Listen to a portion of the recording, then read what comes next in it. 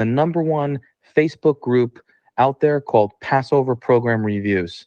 Check it out and provide comments and feedback, and enjoy. The best show in the world. The best show in the world.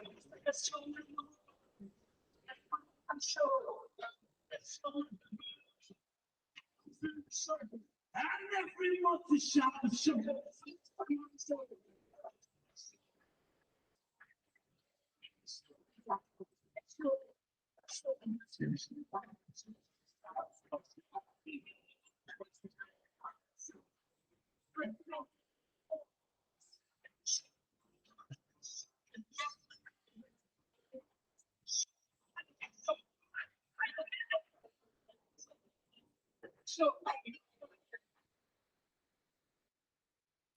You're listening to Talkline with Zev Brenner, America's premier Jewish broadcast on the air since 1981.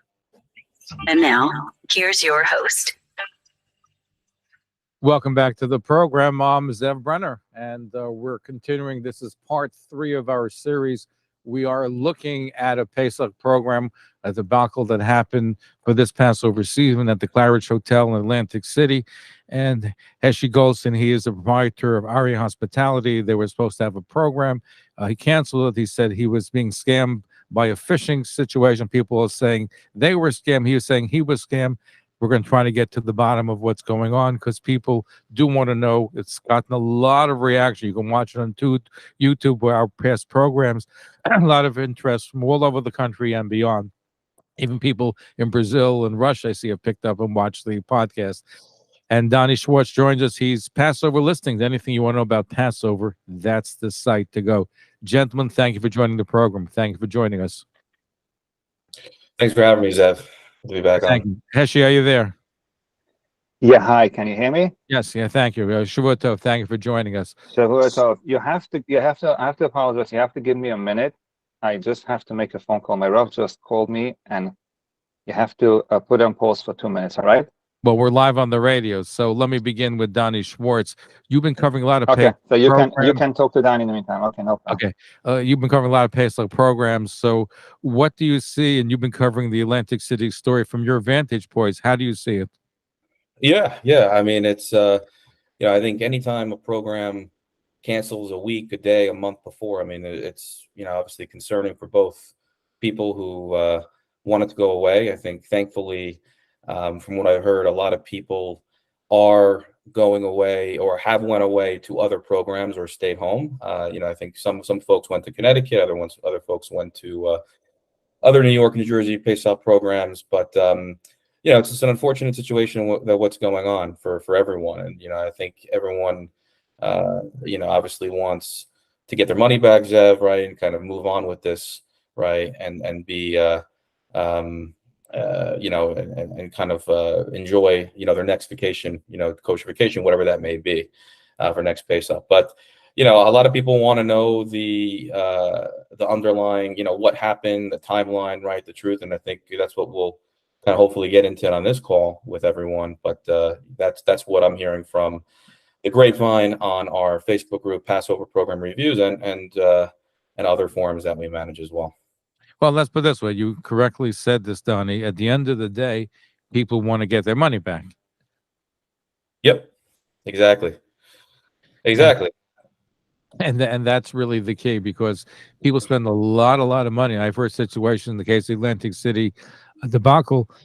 Some people lost $50-some thousand. I'm talking about guests, but I'm talking about investors. We're not talking about anything in the past. We're talking about just for this particular program.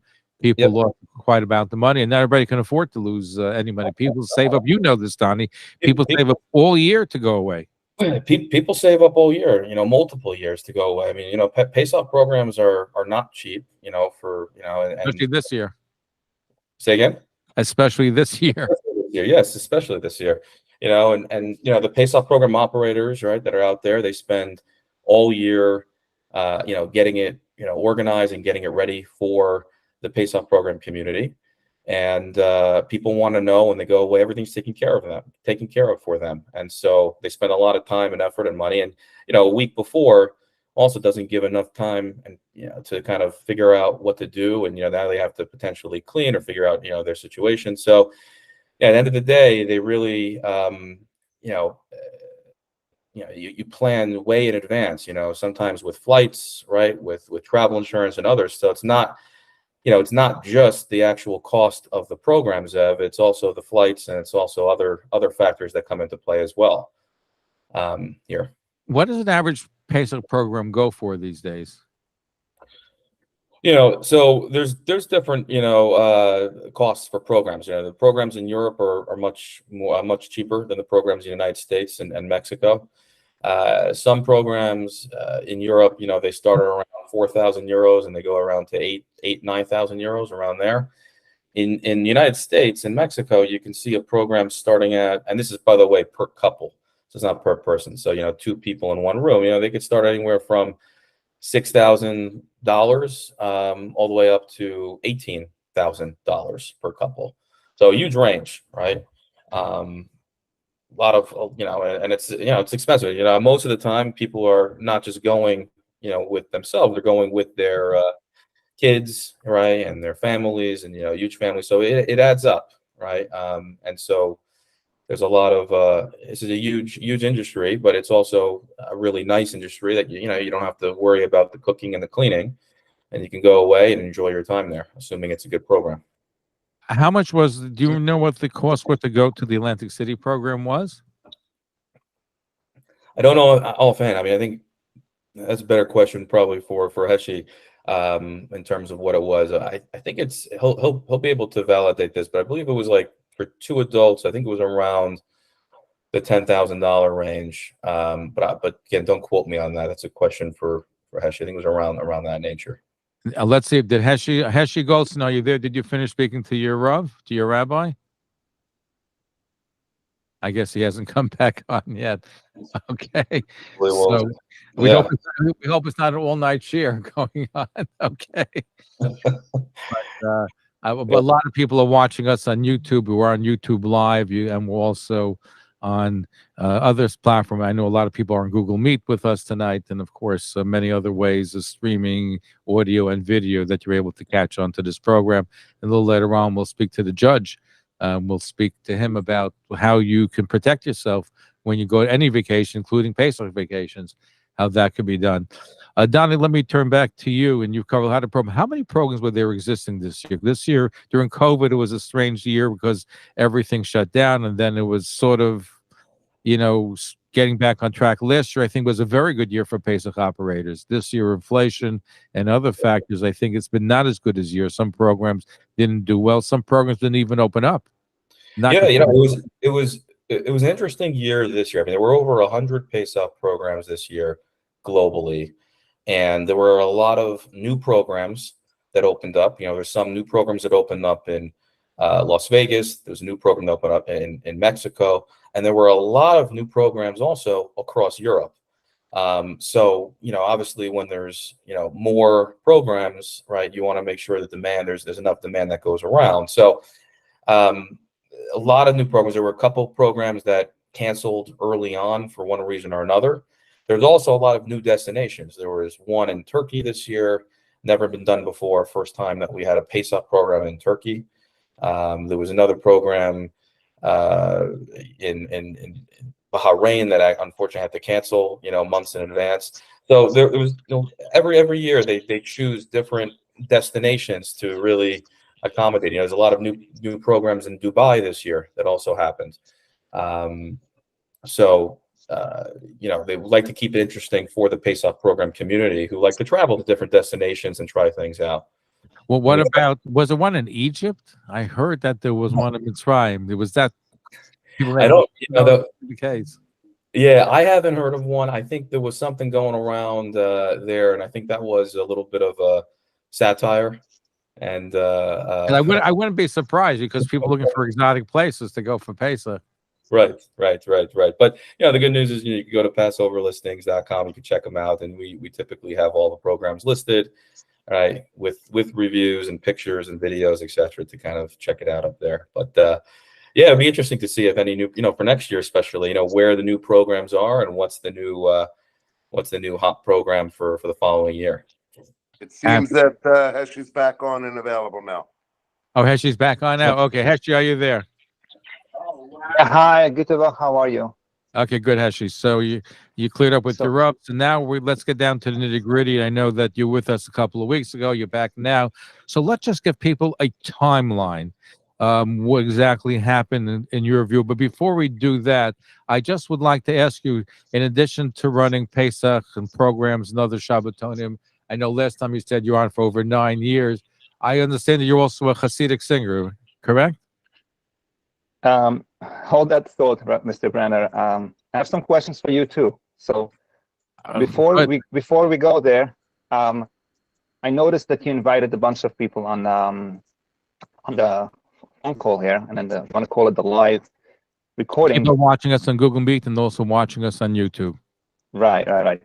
I'm not so familiar with that. Does it mean that while I'm talking, people can interrupt and ask questions, or I have to let you know? Okay, so nobody can interrupt until we say that they're able to ask questions, and we're going to do that. So, Okay. yeah, because we're going to have it's going to be orderly. Let me just also say this for the onset: when we open up our phone lines and we open up our Google Meet and any other means that you can call in or contact us, you can ask tough questions, but you got to be respectful. Once you start name calling, then we drop you. So that's just a policy, not just on this show, but all our programs. Everybody has a chance to ask tough questions, but you got to be respectful. Okay. Got it. So let me explain to you first why I came on this show. And quite frankly, the reason why I was not going to do it, even as right now, I had spoken to my Rav on Friday, and he said to me as follows. He said, who is your Rav, by the way? Rabbi Stein. He said to me as follows. Rabbi Stein, your first name, just people should know, so this way we can give it credibility. Which Stein? Rabbi Shlomi Stein. So he said to me like this. He said, there are people who are your friends who know you, and those people will always support me no matter what. It's just the nature of a friend. And then there are people who don't like me, or had a dispute, or whatever reason they don't feel that they want to be on my side. This is an opportunity for them to cash in.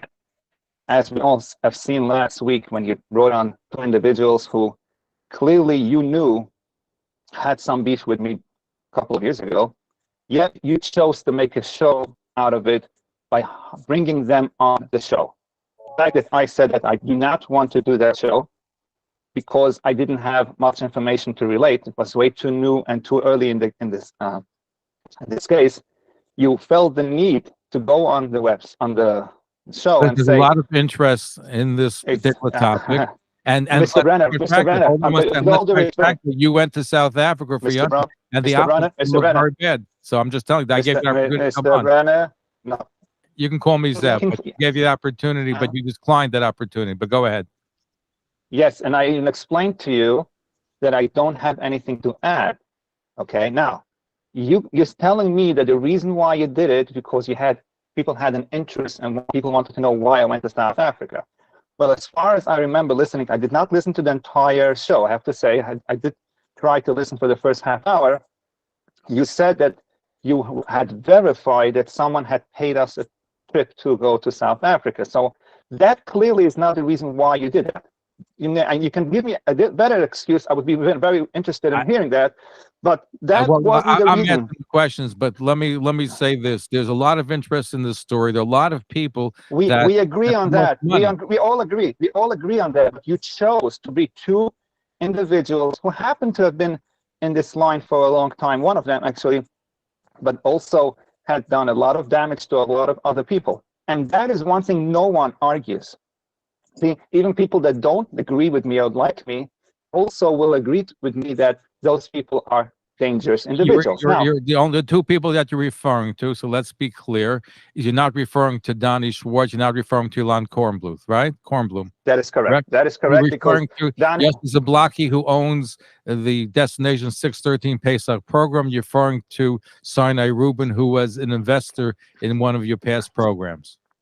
So here's the thing. We can talk about Zablocki and and Ruben, Sinai Yehuda Ruben, I think his name is, for the entire show, and it will make it a very interesting show for you. You're looking for ratings, we know that.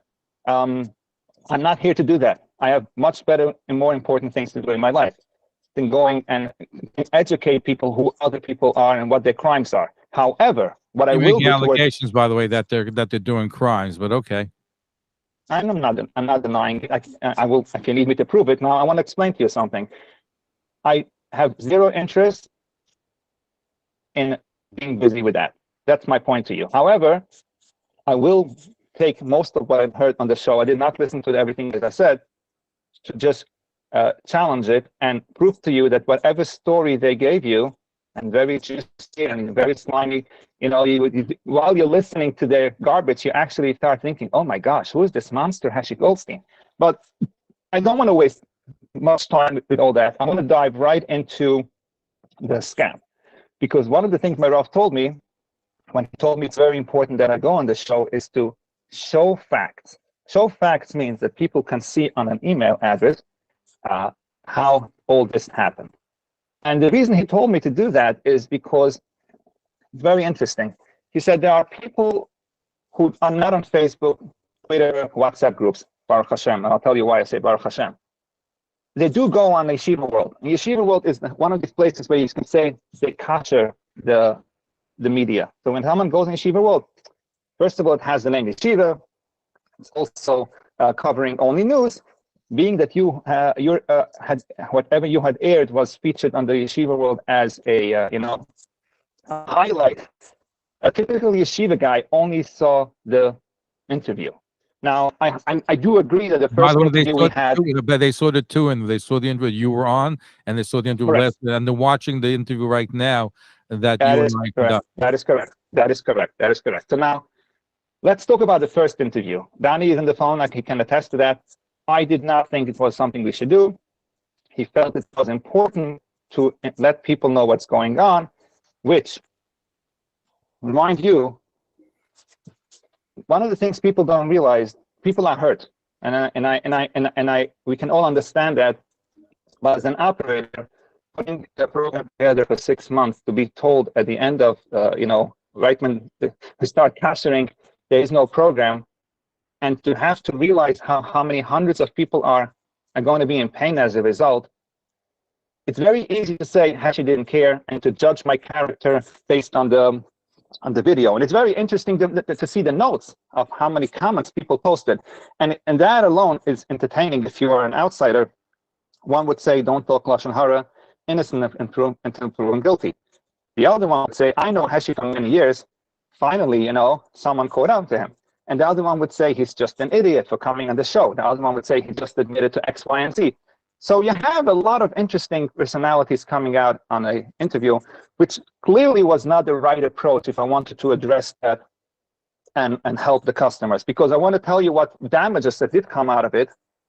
There's a very wealthy guy who had called me before Pesach, and he said to me, Heshy, after Pesach, I will help you get back on track and pay these people, give you a business loan. Once you aired the show last week without me on it, by taking people that you knew had beef with me, regardless if you felt who is right or wrong, you were very happy to instigate it too and say, well, he did a chapter 13 and make it look very juicy to the outside person. He's no longer interested in that. You created a very good PR for yourself, which is what you were looking to do, obviously, even though I'm glad you know what my motives are. Let's put it this way. I didn't mention names, but I've spoken to people who lost money, not only on this trip, but other trips that you've run. And while we focus on the Atlantic City story, but the fact is that there were plenty of people who lost money. And one of the, you called, you didn't like one of those people who had a beef with me. He claims he lost $700,000. Other people lost $200,000. The people who have going back when other programs were canceled. Mr. Brenner, I said I don't want to go into the garbage from Sinai Yehuda. Not a question of garbage, but the fact that you're making allegations right now and you're saying what my motives are. So I'm telling you what I've been hearing. I've been getting calls, tons of calls. Wait a second. So the point is, hold on. I'm letting you speak, but you made an allegation, so I'm setting the record straight. Now go ahead and proceed. So in other words, I'm assuming you're a nice guy. And I have no you beef with you. I mean, like I said, you're not, welcome to come on not the with me. program. But are there people that you had beef with in the past, or you may have going forward? You're in the public eye. Do you believe that there are going to be people that disagree with you and may have said things to you that you don't agree with them, or vice versa? Anytime you're in public, but the point is, though, there are people the people sent documentation. If you want to, since you're going down that road, I'm going to go down that road.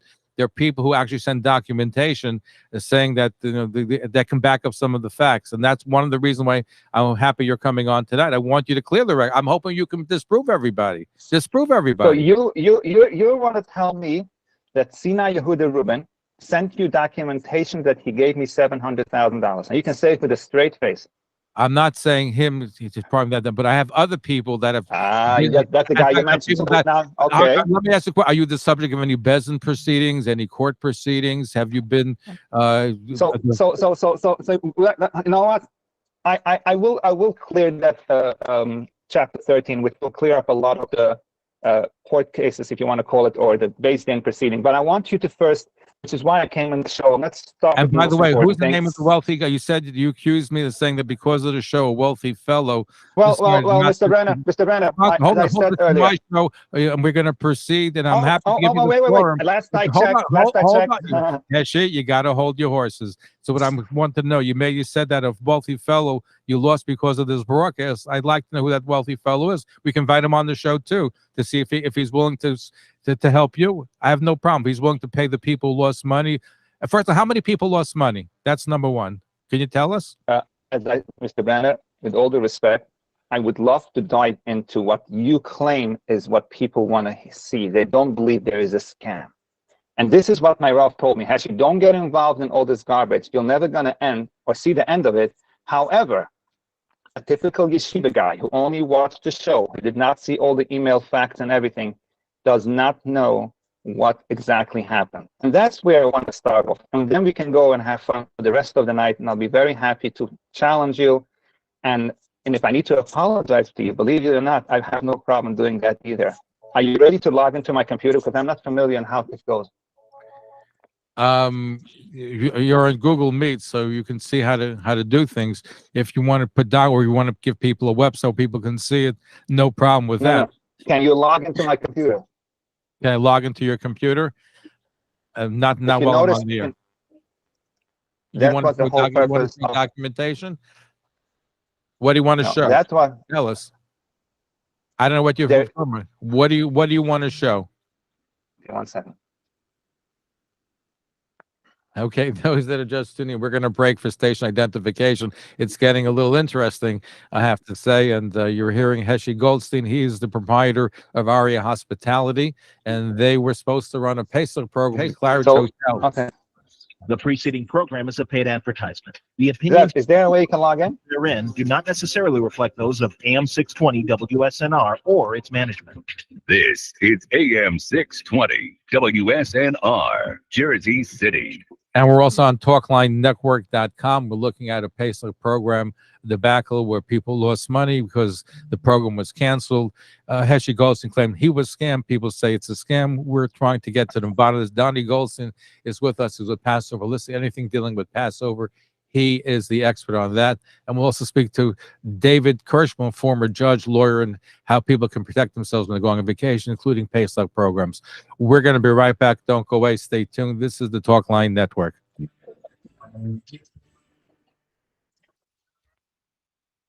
Please welcome the 110th mayor of the great city of New York, Mayor Eric Adams. One of my favorite radio shows. Always good speaking with you, Zev. Take care. Thank you, Mr. Mayor. We're the people of the book, so where's yours? Have you ever wanted to write and publish your own book? Are you concerned that your family, friends, and colleagues will never know how you did all the great things in your life? I'm New York Times best-selling author Michael Levin, and books are my babies. My company, Jewish Leaders Books, writes and publishes books by Jewish leaders, people who lead in their companies, their communities, their synagogues, their philanthropies, and their families. We don't just write the book for you. We can publish your book on Amazon and provide Simon & Schuster distribution into Barnes & Nobles and even airport bookstores. We're working with Zev Brenner and Talkline to bring our unique service to Zev's audience. Let your stories come to life with Jewish Leaders Books. Reach out to Zev today at 212-769-1925, extension 100, or email him at zevbrenner@gmail.com, and we'll see you on the bestseller list. Paraflight, luxurious and private, our network of jets and helicopters provides stress-free corporate flights for discerning business owners and executives. Experience the Paraflight difference as we fly you from anywhere to anywhere, anytime. Call 844-538-1911. Jet and helicopter charters, 24/6 dispatch center, domestic and international, urgent flights, concierge service, ground transportation, or make kosher catering. Paraflight, we focus on your flights, you focus on your business. Call Sim Shane and the Paraflight team toll free at 844-538-1911. Paraflight, 844-538-1911. Experience the Paraflight difference. 844-538-1911.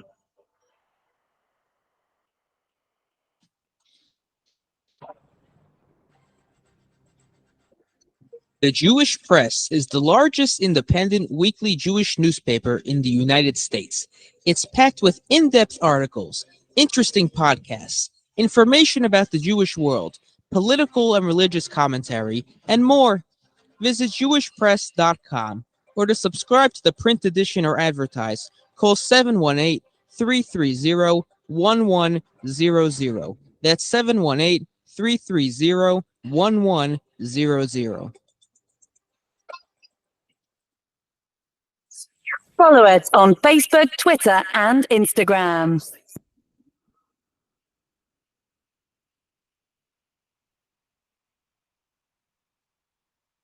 Pesach just ended, and I know that you're looking for real, honest reviews of how these Pesach programs actually were. And there's only one place to do that, and that's on PassoverListings.com and on the #1 Facebook group out there called Passover Program Reviews.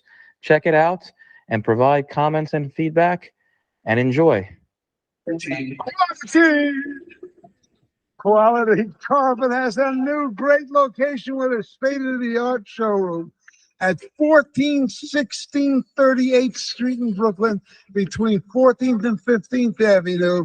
And of course, they've got 50 years of business experience, 20 cruising trucks serving you throughout the entire tri-state area.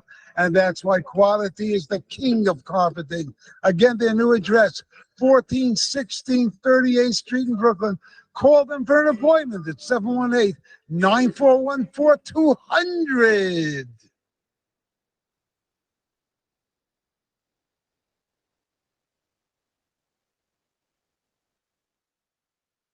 Hey, this is Alan Dershowitz. One of the most important Jewish institutions in the world today is Talkline with Zev Brenner. He is so smart, and he is so innovative, and he has so many interesting guests. I don't know what Yiddishkeit, I don't know what New York, I don't know what the world would do without Zev. So Zev, Yasher Koach, may you go from strength to strength and keep informing us and educating us and keep fighting for Jewish values.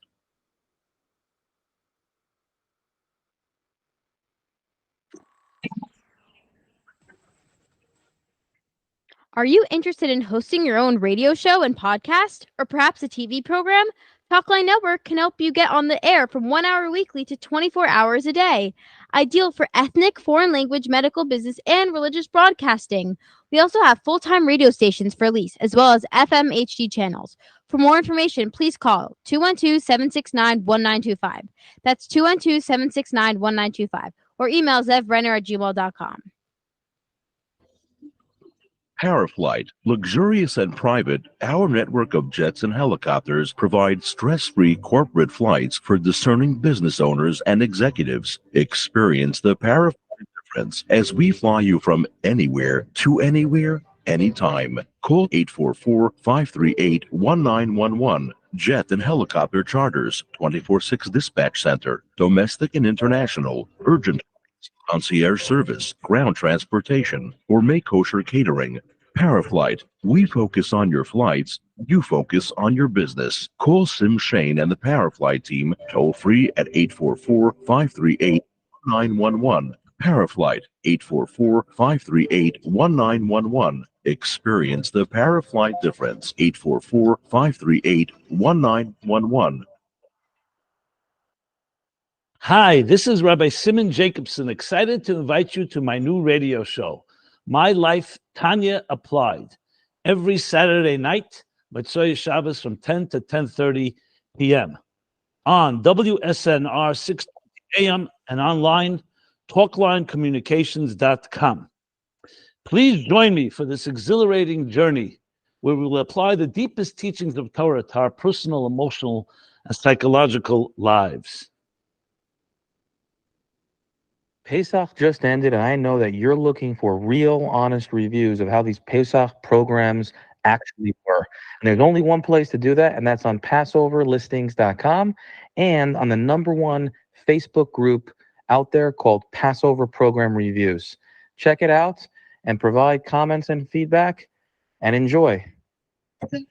Show the world.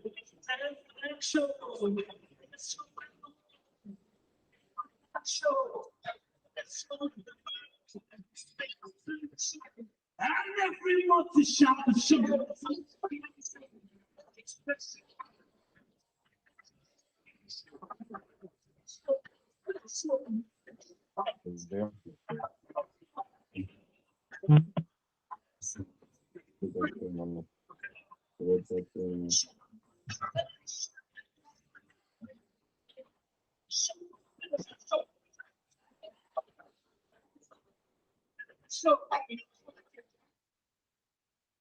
You're listening to Talkline with Zev Brenner, America's premier Jewish broadcast on the air since 1981. And now, here's your host.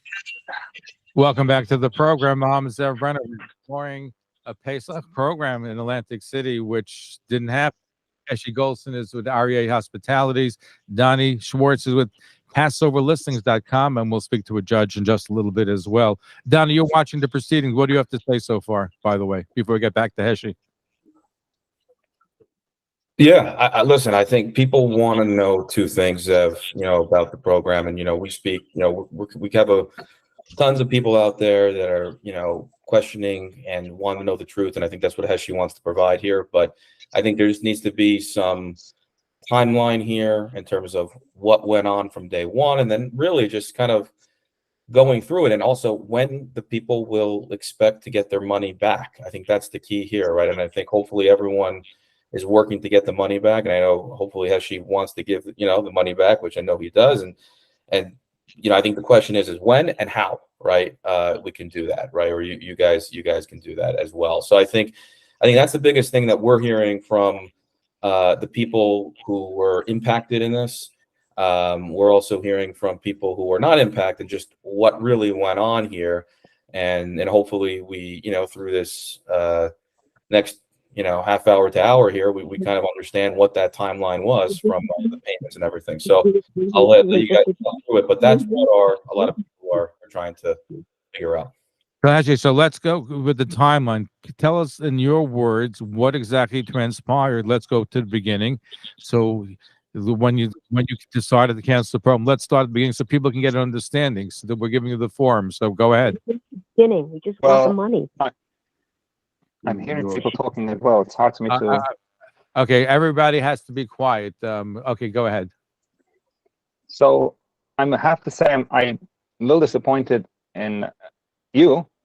When we spoke on Thursday, Friday, whenever that was, I told you I want people to log into you should be able to log into my computer, share the screen, so you can actually see how all this happened, how the first deposit was made, the wiring instruction came from the hotel, and then a follow-up email stating we need to change to a different bank. Is that the documentation you sent me last week? I sent you screenshots, but it would have been made more sense for everyone to see, because remember, besides for the customers that want their money back, I see there are a lot of people here, by the way, not customers. People want to know what really happened. They're curious, right? Then there are people who are very amakayim, the pasuk habdeu v'chashdeu, The fact that innocent until proven guilty doesn't mean much, but they really want to find out, is he really that big monster that people are saying? Because you did a very good job last week portraying that. I didn't about portray me. as a monster. You have people, listen, you have people that support you, people who don't support you. We're trying to get to the truth. And the truth is what exactly happened. So why did you tell me that you're going to be able to log in and see on my screen? Now you have no clue how to go about it. You don't even know how to do it. You're on Google Meet. You want to provide documentation. And you know what? I have an idea. Anyone out there that knows how Google Meet works and knows how to share that screen, can you please inform Zev how to do it? It's this is Doni from Passover. What you can do, be a little technical here. On the bottom of your screen, there's a Present Now button. It looks like a rectangle box with an up arrow. If you present now, you should be able to share your screen on your computer as long as you're logged in. Well, everybody, the button is, and by the way, this is a radio show, so you want to provide document, and you send me the documentation, and the documentation, I can read some of the documents that you had. It's not going to really make much of a difference. Right, Zev, you're not understanding. Yeah. I came on this show because, as I mentioned to you earlier, your broadcast went live on Yeshiva World. Let me repeat what I said before. Yeshiva World is a place that yeshiva guys who don't have WhatsApp and whatever you want to call it to see the documentation that I provided, I'm giving them a chance to watch that video. It's going to why don't you be explain what the recorded. documentation is? You're making some. Explaining to them. Hold on. Explain to them. People want to hear. Why can't you explain to people exactly what it is? Give us a time. What date you canceled the program? What date you allege the wires took place, didn't take place? Why can't you lay out the time? That's what I'm trying to get you for the last 20 minutes. Lay out a timeline. I would love to be able to show it while I'm demonstrating it. So now why don't you tell us exactly what the timeline is? Danny, you said if I click on the little arrow, the triangle, I get an option: breakout rooms, polls, whiteboarding. Where do I see how to just stop talking and lay out the timeline? Hold on. We said number one, we said no one is going to get to talk while I present that. Number two, he said it's your show. Remember, it's my show. The last time I checked, it said Heshy Goldstein on the video. How do I do that? If I can get that straight, I want to wish you all a very, very beautiful good night. This is a smoke screen. You tell us a timeline. You can tell us what date did you decide to cancel the program? What happened? Go in circles. Trust me, we're going to go in circles. Danny, do you want to explain to us how to do it? That is how you do it. If you can't do it, and there may be some technical difficulties, I would recommend just again I would recommend maybe walking through the timeline. Exactly. I have some of the documents that you sent me. So tell us exactly what transpired. A lot of people want money. We transmit it orally. And by the way, why don't you give people a link? Here's an idea for you. You want more people to see it? Give people a link. So even people who don't have YouTube or don't have, listening on the radio where they can click onto it. That's fine. Give people a link. That will solve the problem. You know what? I'll do it the old-fashioned way. I'll actually print out documents and emails, and that I think we will focus on the next few minutes. Okay. You can put a link on where people can click onto it and see. That's even better than my doing it. Give people a link. But so tell us in your words a link to your document. You have a website. You have a place where people can click on and see from you what the documents is all about. Okay. I think that's a good idea. So tell us in your words. Tell us exactly what transpired. When did you decide to cancel the program? 1 second. I'm going to print out an email here. It's going to be a lot of printouts, but that's the only way for me to do it. I don't know why. So while you're printing out, why don't you tell us exactly what transpired? What day did you decide to cancel the program? What days was the money supposed to be transferred? What happened? Yeah, but this is for the person who's looking to make noise, which, by the way, there are quite a few. But you're not giving me any stuff. You're not giving me any meat here. So tell me in your words what transpired. Zev, I believe that was saying something. I'm trying to get my printer to work. Go ahead. So tell us what happened. What days? I'm happy to address that. And I said just now that we're going to try a different avenue. I'm not sure what you're trying to accomplish here. I'm trying to hear from you what transpired. For people who may not be familiar with what happened, remember there are lots of people, thousands upon thousands of people that are listening and watching you right now. So they want to know what transpired, what happened, and you can make your case. You're telling people exactly what happened. That's all it is. It's a simple question. I'm not asking you a rocket science question. I'm asking you to tell us in your words a timeline of what transpired. Clear and simple. Someone just wrote here I should use the arrow. I don't know what he's talking about. The arrow. Again, you want people to see a document. I'll give people a link. I'll leave Let him use the arrow on the link so button. people can watch it. One second. You don't Let worry him. about that. One second. Give me a second. Let him use the arrow on button that presents now his screen. That's the easiest way. The arrow on the button. The arrow on the button. I'm not sure, Carl N. I'm not sure who you are, but I don't see. I'm giving you a solution. All right. We got it. Thank you so much, Carl, and whoever you are. Your entire screen, a window. Here we go. Okay, thank you so much. Whoever you are, Carl, I appreciate that. Okay, let's do that. Okay, now we're on track. Okay, share. Okay. All right, welcome again to the show. We should really do a press restart now. As we all know, last week, there was an interview with a couple of individuals without me being on it. And what I heard mostly was people were unsure of the facts due to the not being able to present them properly. So this is your chance to find out for once and for all how all this happened and how you can prevent that from happening to you or anyone else that you know. The screen I'm showing you now, first let me educate you a little bit here. Sherry Bice, she is one of the salespeople of the Claridge.com. Now notice why I'm telling you that, Claridge.com, all right? Well, what she's saying is as follows. Good morning, attached is your deposit receipt. We are working on the floor plans. We can use we can send you clearer copies, possibly an Exchange spreadsheet. All right, we click here. Here is the deposit, $45,000. Okay, it took place September 23. Let's hop on over to the next email. Wire transfer attached. And this is coming again from Sherry Bice, and CC'd is Jeffrey Marshall. Jeffrey Marshall is the sales manager at the Claridge.com. Look at the dates, January 13. We scroll down. Wire transfer instruction, Bank of America, New Jersey. This is the checking account number ending in 4438. All right, so far so good. They gave us instructions, and then we finally say thank you. Also discuss proposal payment schedule. You know, you're telling me nobody says that you didn't contract with the hotel. The issue is not. But go ahead. I'll let you proceed. Thank you, Zev, for understanding that part. Now, as you can tell here, one-time payment detail. There is to that same checking account 7608, we sent $48,000, which was the second payment. All right. So now you see that we actually received that wiring instructions 4438, and how my bookkeeper sent that information afterwards to that same account. Moving along. All right. This is just a basic information between. I don't remember why I needed this screen. Oh, just to show more payments that went out. Okay, that's basically the conversation that my bookkeeper had up until March the 3rd. More payments and more payments.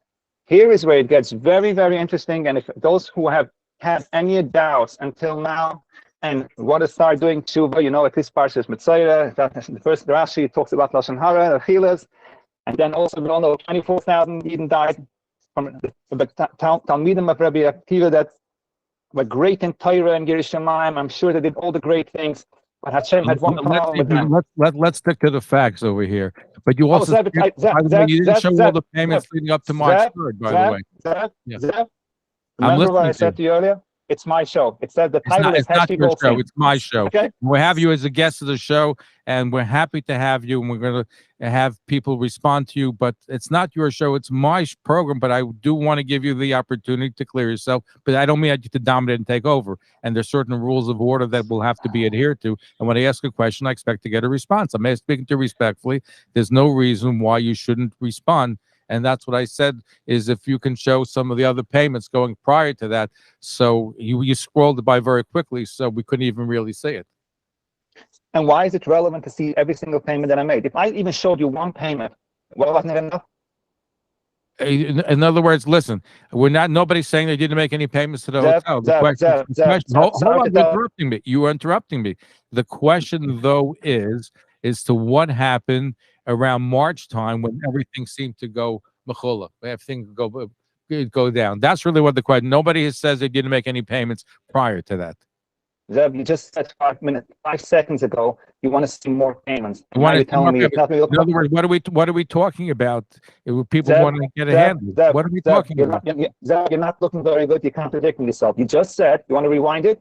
You want to see more payments. And when I told you I saw it, you said, oh, well, you want to see March, how it happened. Please don't interrupt me. I respect you. You respect me. So when you talk, you're quiet. When I talk, I'm quiet. Do we have a deal? I'm glad you're not setting the rules for the program, Heshy. Well, the title is Heshy Goldstein. You got PR. Hold on. Yes, you're interrupting me. What I'm saying to you is I asked you questions and you stonewalled me in the beginning, but now you're showing pictures. Continue. Go with the slideshow. But you have to explain to the audience, because a lot of people are listening on the radio that are not watching it online. But go ahead. So let's go to March. Okay. Now let's continue. All right. So now we are up to March 3rd. We received an email. Now, if you are a little bit, more in tune with what's going on, and you have seen this before, you may have already picked up what's wrong. I personally saw a red flag when I came back, and I said, "Oh, how would anyone fall for that?" But let's just read the email. Greetings, Simon. That's my bookkeeper. Currently, our firm is undergoing audit exercises. Now, you have to understand, Jeff and Shari are not the type of people who speak in that language. Audit exercise. These are not the type of words that people use when they are communicating. And our previous Bank of America account ending in 4438 is also being audited. We can't receive payment using banking details in our system. Kindly see attached for our updated banking details. You don't have to respond to me, Chevra. Look carefully what's wrong with this email, besides for using wording like audit exercises. I will show you. Prior email coming from the same Jeff, okay, said as follows: jmarshall@claridge.com. Now let's look here. jmarshall@claridge.com. That means, and actually a friend of mine was very gracious and he looked it up. There's a way of looking up when someone buys a domain. This was bought right before this happened, and people are familiar on how to find out who bought a domain. We're able to see how and when and where. Now, of course, Simon responds to him and he gives us a schedule. And now, interestingly enough, you see, this is another thing I have a very hard time understanding. Hey, Heshy, I'm sorry to interrupt. I just want to ask you a quick question. I'm sorry to interrupt. This was a March email, but if you take a look back, you had an email from Jeffrey, right, in February 20th, just based on this. I was curious, what did Jeffrey say February 20th? So, which was 2 weeks, I assume, or whatever it is prior. Do you want to show that one? I'm just curious kind of where what he said. On February, we're having a conversation. He's saying a reminder, 10,000 is due, and my accountant says I sent you 5,500. A few more is going to come later. It's just a conversation going back and forth. Okay, so so just to make sure everyone, in February you were having a conversation with him. But different, yeah, because we were sending different wires, constantly sending different more wires, like to catch up with the payment schedule. You know how, just for your understanding, you do have a Passover listing.com website, but there's a process that besides for going to the hotel and giving them a deposit, they usually want a payment schedule from you that you're going to pay every month. So as deposit comes in, we pay the hotel. So there's a process here. So let's say in the contract it says starting February 1st, we need another $50,000, which is what the wire that I sent them there, $48,000, right? See, January 27th, because probably February 1st, the next payment was due. And here he's like asking, where's my next payment? And we send him pictures of new wires, 5,000, 9,500, 18,000, 7,000. This is just going on and on.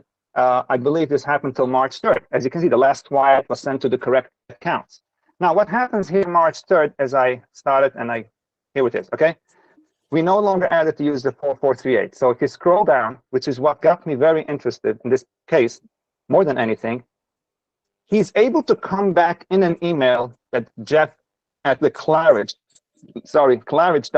Now, if the email before has Claridger, I cannot for my life figure out how this continuation of one email into another. One time it's the scammer, one time it's it's the hotel.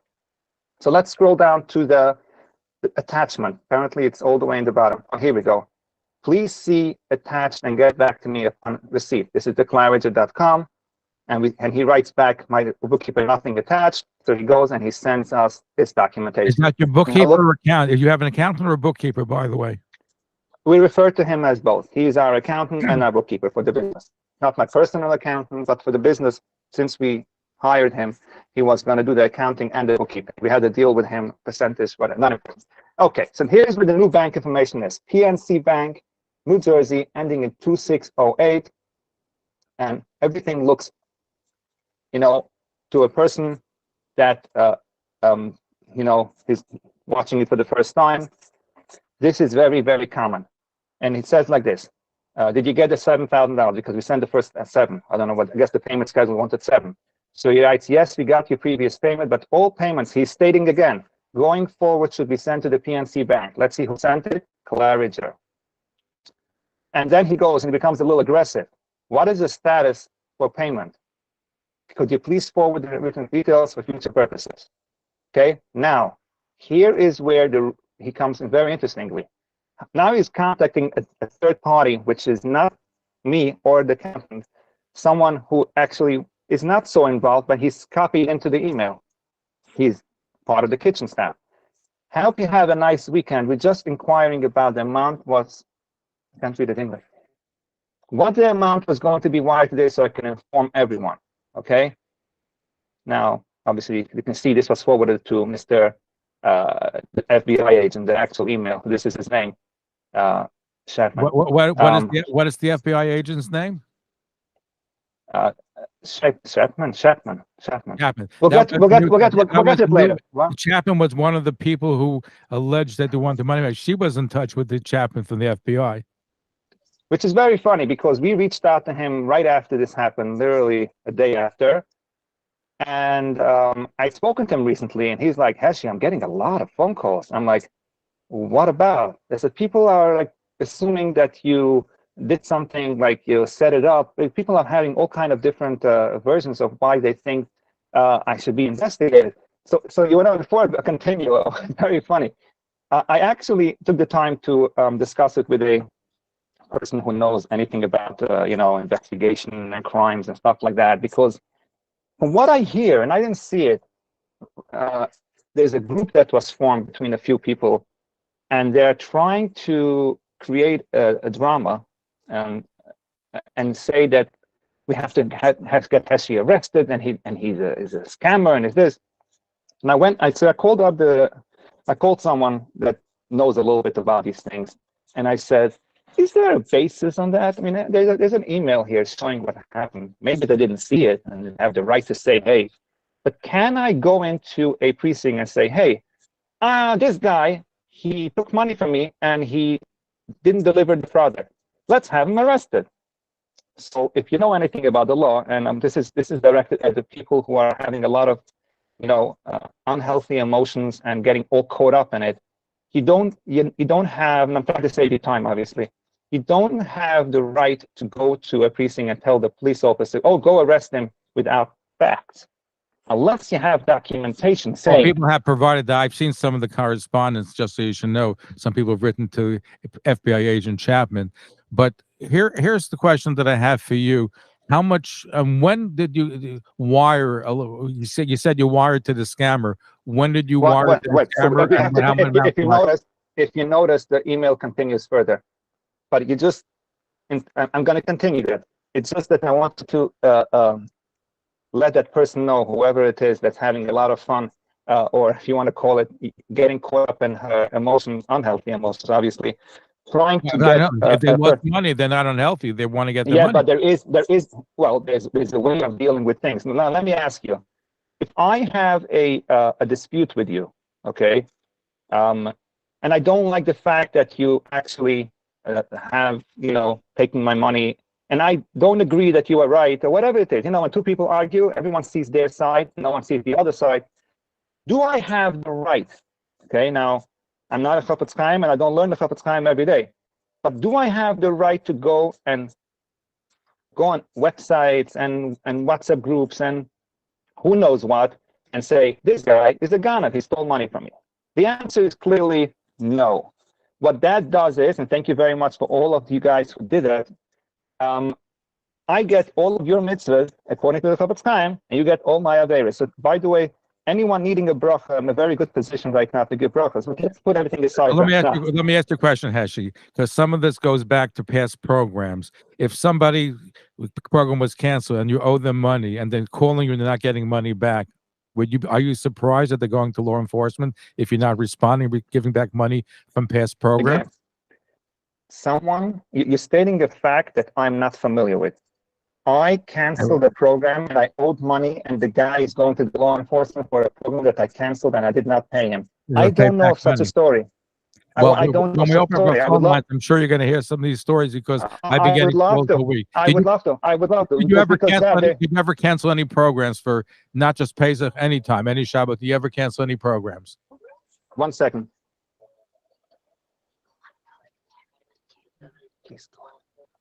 Did you ever cancel any programs? Sorry about that. So the answer is as follows. When I didn't necessarily choose this question. It's interesting how when you ask me a question, I'll answer it, not with a question, but we'll just have to start with a little history about how this business came all about. When I started, and you asked me about my song before, because you said you're going to play it on air. I don't think it's. I was going to, but you interrupted me, so I didn't get a chance. It's all right. It's all right. It's okay. It was just cute. I wanted you to sing, but you don't want to sing a song. Sing here.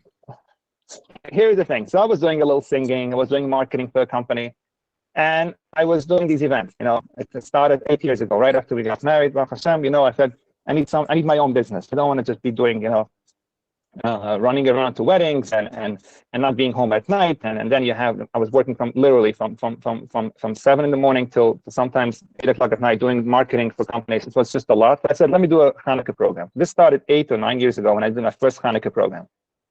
Remember, clueless about this business, clueless of what it entails.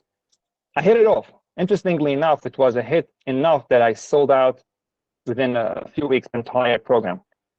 And moving along, I tried it again, and it worked. And then the Shabbosim were going very well. Then I tried the Shavuos. We're going back now, like 7 years ago. It's something that you have to learn, obviously, to know, is that you have to be a little more established before you go into Shavuos or Pesach or any Yom Tovim, because people need to trust you more. You see, Shabbos, 24 hours, 48 hours, you're not happy with the food, you're not happy with the hotel, you're home. Yom Tov, no one is really looking to get an experiment here on a new program. So yes, I did try Shavuos many years ago. We didn't get any sign-ups, maybe I would say 5 or 6. So I don't recall anyone ever coming to me and say, you owe me money from that, because I don't owe anyone anything. I just gave them back their deposit, and the program didn't work out. And from then until now, we did hundreds of programs. And I'm not quite understanding your claim here, whoever it is, that I owe them money. Program, but I've heard, first of all, what Yossi Zablocki said was you canceled the program, you transferred people. Now, wait a second. I'm just telling you what he said on the air last week. You watched the program. I'm not telling something you don't know. Now you're talking about Mr. Zablocki, which I introduced earlier to whoever was listening. You brought on 2 people who had beef with me. You yourself said it when you started the conversation. Yossi, I heard you had something to do with Heshy. You want to give me your side of the story. What you did... I don't know the exact language I'll use, but go ahead, yes. I listened to it, and anyone else wanting to listen, it's recorded, right? You used the language to get him to say his story without me being there to defend myself. The fact that he has a history, which is not something that is new to you because you have known him for 25 years and is giving you free Pesach for your family for 25 years. So you obviously have You're making assumptions, but go ahead. You don't know I know. You're making assumptions. I've been going 25 years. I know how long I know him, and you're going for Pesach every year. But I'm glad that you know all those facts that you're spouting out right now. But that's not the fact. But go Okay. ahead, continue. Do you want to tell us? Do you want to tell us the truth? Do you want to tell us that he didn't get a free Pesach from him or not? You don't know what the rules, and it's not free. I pay. Oh yeah, for so it. you gave him some ads on the radio. I know this business just You don't like know you all the know. details, but go ahead. It's not important. It's not important. You It's not, went but and the you brought. fact is, and when we open up the phone lines, there are other people at other programs. There's more than one program that was canceled. You see, Zev, you're doing it again. You made a statement about Zablocki, and as soon as I confronted you about that, you're jumping to other people. You can't do that. He's one of the list. Did you make a deal? Hold on one second. Did you make a deal with Yossi Zablocki that you're going to send people from a program that you canceled to his hotel? Did you yes or no send people from your program to his program? So as I said earlier, I did not want to make this show about Zablocki and Ruben. Yes or no? Did you send people to his program? If I were to answer you that, it will get us away from the conversation that we are focusing right now on the wire. Yes or no? Did you send yes or no? It's not a yes or no answer. I disagree with you. You see, there's a yes or no answer if I ask you if it's light or dark outside. This is not a yes or no answer. You went and you took on two people knowing I had beef with them to make me look bad and get yourself ratings. Zev, don't go there.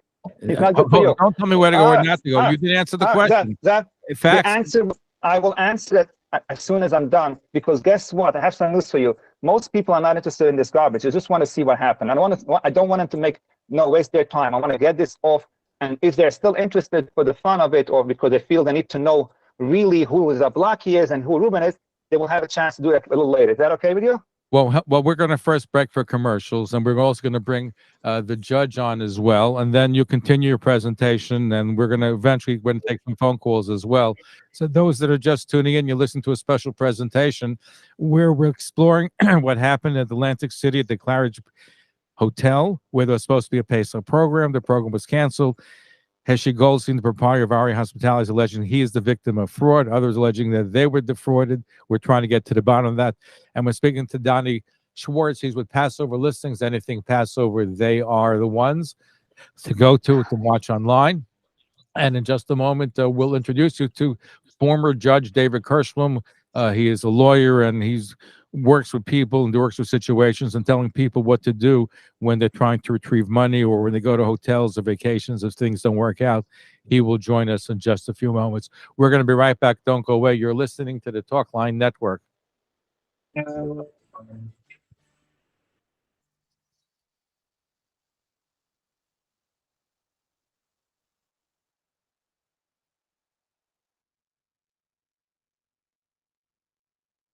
We're the people of the book, so where's yours?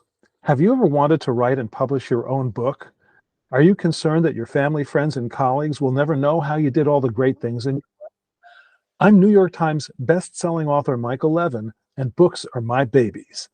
My company, Jewish Leaders Books, writes and publishes books by Jewish leaders, people who lead in their companies, their communities, their synagogues, their philanthropies, and their families. We don't just write the book for you. We can publish your book on Amazon and provide Simon & Schuster distribution into Barnes & Nobles and even airport bookstores. We're working with Zev Brenner and Talkline to bring our unique service to Zev's audience. Let your stories come to life with Jewish Leaders Books.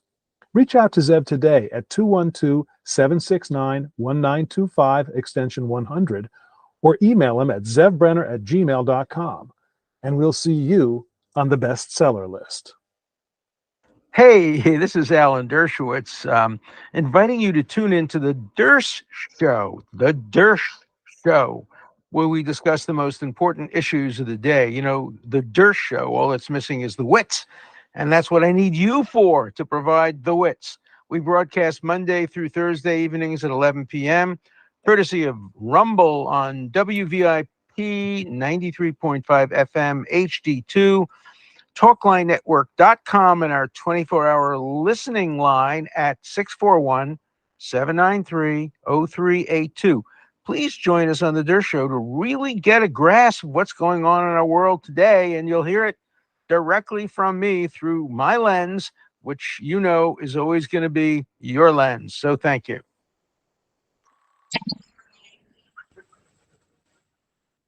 Are you interested in hosting your own radio show and podcast, or perhaps a TV program? Talkline Network can help you get on the air from 1 hour weekly to 24 hours a day. Ideal for ethnic, foreign language, medical, business, and religious broadcasting. We also have full-time radio stations for lease, as well as FM HD channels. For more information, please call 212-769-1925.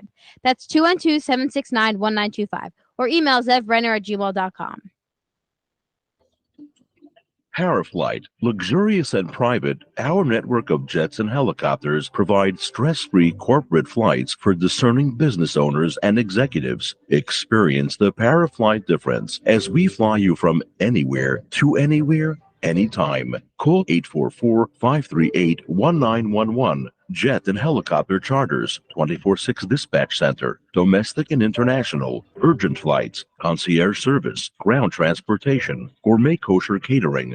Paraflight, we focus on your flights, you focus on your business. Call Sim Shane and the Paraflight team toll free at 844-538-1911. Paraflight, 844-538-1911. Experience the Paraflight difference. 844-538-1911. Hi, this is Rabbi Simon Jacobson, excited to invite you to my new radio show, My Life, Tanya Applied, every Saturday night, Motzei Shabbos from 10 to 10:30 p.m. on WSNR 620 AM and online, talklinecommunications.com. Please join me for this exhilarating journey where we will apply the deepest teachings of Torah to our personal, emotional, and psychological lives. Pesach just ended, and I know that you're looking for real, honest reviews of how these Pesach programs actually were. And there's only one place to do that, and that's on PassoverListings.com and on the #1 Facebook group out there called Passover Program Reviews. Check it out and provide comments and feedback, and enjoy. You're listening to Talkline with Zev Brenner, America's premier Jewish broadcast on the air since 1981. And now, here's your host. And we're back. I know many of you watching us on YouTube Live, so we are on YouTube Live tonight, and we're on many different platforms. And we're looking at what happened at Atlantic City Claridge Hotel. You've been hearing from Heshy Goldstein, the proprietor of Aria Hospitality, and Doni Schwartz is with us with Passover Listings. And we welcome right now a retired judge, Judge David A. Kirshblum. He is not only a retired judge, he's also spent 24 years on the family court bench, including presiding over a case including Puffy Combs, Al Pacino, Mick Jagger. He's written decisions that have been affirmed by the New York State Appellate Division. And we were spent together at Pesach. So welcome, Judge, to the program. You've been watching and listening to what's happening. What are your thoughts? So I have many, and good evening to everyone. Mr. Goldstein, I'm certainly not going to be a prosecutor tonight. I'm just going to tell you how I see it, and hopefully you'll take it within that context. The first thing that I want to say is that I was actually surprised when I spoke to friends and family about people losing money on a Pesach program. I think that the assumption is that if you're already going to go to a Pesach program, you must be wealthy because you can afford $4, $5, $10, $20,000 per person. And then, as Zev knows, we joined each other at a program, and there were all different types of people there. People who were disabled, who couldn't possibly put a Pesach program together or organize themselves to be able to host themselves. There were people of all different types of age groups, some elderly who couldn't possibly shop for Pesach, who would get an Uber up to a Catskills property. So I think the first assumption that if you're on a Pesach program and you lose money, you could afford it, is really an inaccurate presumption. There are a lot of people who understand who have lost a lot of money in this program. And therefore, I think my first suggestion, and again, Mr. Goldstein, notwithstanding your position, which I'm not sure I understand, that this is a very good lesson. I use all the time the words Musar Haskel, that anyone in the future who is going to be looking for a program should do their due diligence. They should vet the program. I think the Passover listings website is a useful one. And there are programs that have been in existence for a long time, and then there are some that are newer. You should do a Better Business Bureau search. You should go on Google and on Yelp and to see these reviews. But in fairness, those reviews are also somewhat inaccurate. When I left the bench, I opened up a law firm, ktlawgroup.com. Luckily, we have only 5.0 Google reviews of over 50 more happy, satisfied customers or clients. But there are law firms that unfortunately get bad Google reviews. And sometimes it's because someone's just angry or dissatisfied, but without basis or good reason.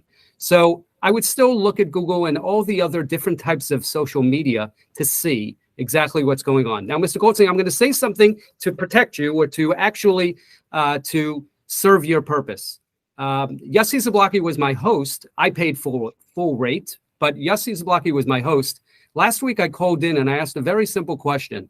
If he knew that you were so bad, if he knew that you were so corrupt, if he knew anything, that just as his program, the Destination 613, was being advertised between all the different medians, whether it's on the radio with Zev Brenner, whether it was Five Town Jewish Times, Jewish Press, etc., why then, and I don't believe, and I'm not a Rav, my father and grandfather were, why would he not then go out on a limb and say the Heshy Goldstein program is a corrupt, bad program, don't go on it because of the following reasons? I don't think that anybody did that to you, Mr. Goldstein, and for all intents, I think that's why you had as many people as you do.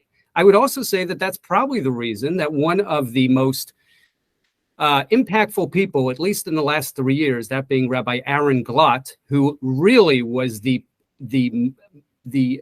best resource for COVID-related issues. If you went on Saturday nights, Motzei Shabbos, in the heart of COVID, and went on the Young Israel of Woodmere's website and listened in, thousands of people were listening for his guidance simply because people didn't know what they could do in COVID. He was one of your scholars in residence. So I would assume that between him and Yumi Lowy and all the other people who were supposed to be staffed by you, that they relied on you and they did so for good reason. So for all I know, you haven't been judged to be corrupt. You haven't been judged to be guilty of anything.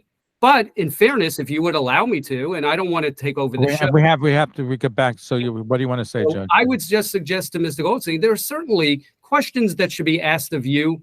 And I will tell you, if you were in my quorum in those 25 years that I was on the bench, I would bang the gavel. I'm actually in my office right now. Where's my gavel? And I would bang it. And I would say, I direct you to answer the question because you are evasive. You are very verbal, but you're more combative with Mr. Brenner than you are responsive to his queries. A timeline is not something that you have to start pulling up all these bills. He asked you a simple question. What is the timeline from the point of origin of you securing this program and onwards? I want to say one last thing, and then Zev, I'll certainly stop talking. I can be verbose. As they always say, a brief in legal terms is a very long document, not a very short one. If indeed you had this program booked with Claridge, and if indeed, as I understood from the first interview, that all of a sudden they didn't get their money and they closed you up, you also, I believe, said that they already then booked the entire hotel to another program. So I would tell you that one of my side businesses is that I do trip advising. I'm a Dan's dealer. I went to Dan Elliff's program years ago. I'm a big frequent flyer guy. I don't really understand how your program went to the side and all of a sudden the Claridge was able to book all of these hotel guests in record speed to replace because all of a sudden your program wasn't going forward. And so I'm going to ask you two questions. Can you show us that the Claridge did that? And number two, can you show us all the receipts for all the vendors? I assume you had food. I assume you had contracts with Yumi Lowy and all of your musical staff. You had with all of your ritual staff. You had with all of your other staff. Can you show that? Just to show that this program was ready, willing, and able to participate, take people's money, and provide a service. And I'm just going to say one last thing to you, Mr. Goldstein, that I hope you're going to take for the right reason. What bothers me the most, even more than the people that lost the money, is the fact that there are a lot of non-Jewish people who are affiliated with programs. My law partner went to Cancun. She told me that the amount of staff that her program had was vast. So you have possibly hundreds of people that are also expecting to be employed and earn money because of your program. And I hope that this didn't create a Chilul Hashem. So to all, I say, be due diligent, vet, make sure if you're going to send a Zelle, I sent a Zelle to Yossi and I said, I want a confirmation. And I'm going to give you $2,000 at a time. And each and every disbursement, he then responded with received, confirmed. So these are the suggestions. If you want to know for the future how to work it out, ktlawgroup.com. And I thank you for your time. Thank you. Thank you, Judge. But hang on. Heshy, you want to respond to what the judge had requested? Hi. Thank you, Judge. Much appreciated, by the way. And I have to say, I like what you said. You had a very good, you made a very good point. If I was that bad guy that Yossi portrayed me last segment, why wasn't it that he didn't go out about to say, stay away from Heshy Goldstein. He did such a, the way he said it, you would think that I pretty much did a crime that is due to go to jail for sure. I mean, he had all the facts, you would think. And what amazes me most is that people fell for it. People fell for it very, very, very easily. So thank you for that. The second thing you mentioned to me that you would stop me short, when Mr. Brenner was asking me questions, do realize that I'm not a big fan of Mr. Brenner at this point. Neither are many, many, many people listening to this show.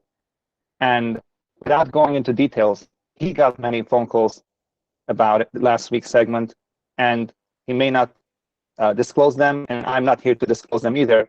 It's not I'd be happy him. to disclose them because I've gotten so many people from all over the country. They're calling right now.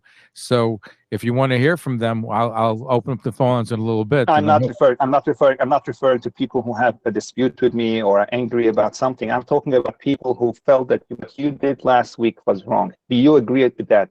They did not get any phone calls like that. So if you're making, I'm asking you a question. Here you go again. Was last week's segment without me being present, you taking two people who had beef with me to give their side of the story in order to create a drama and a very popular show? Was it correct or not? You had three. I called you 3 times, or I texted you 3 times to come on the show, and you chose. What did I tell you?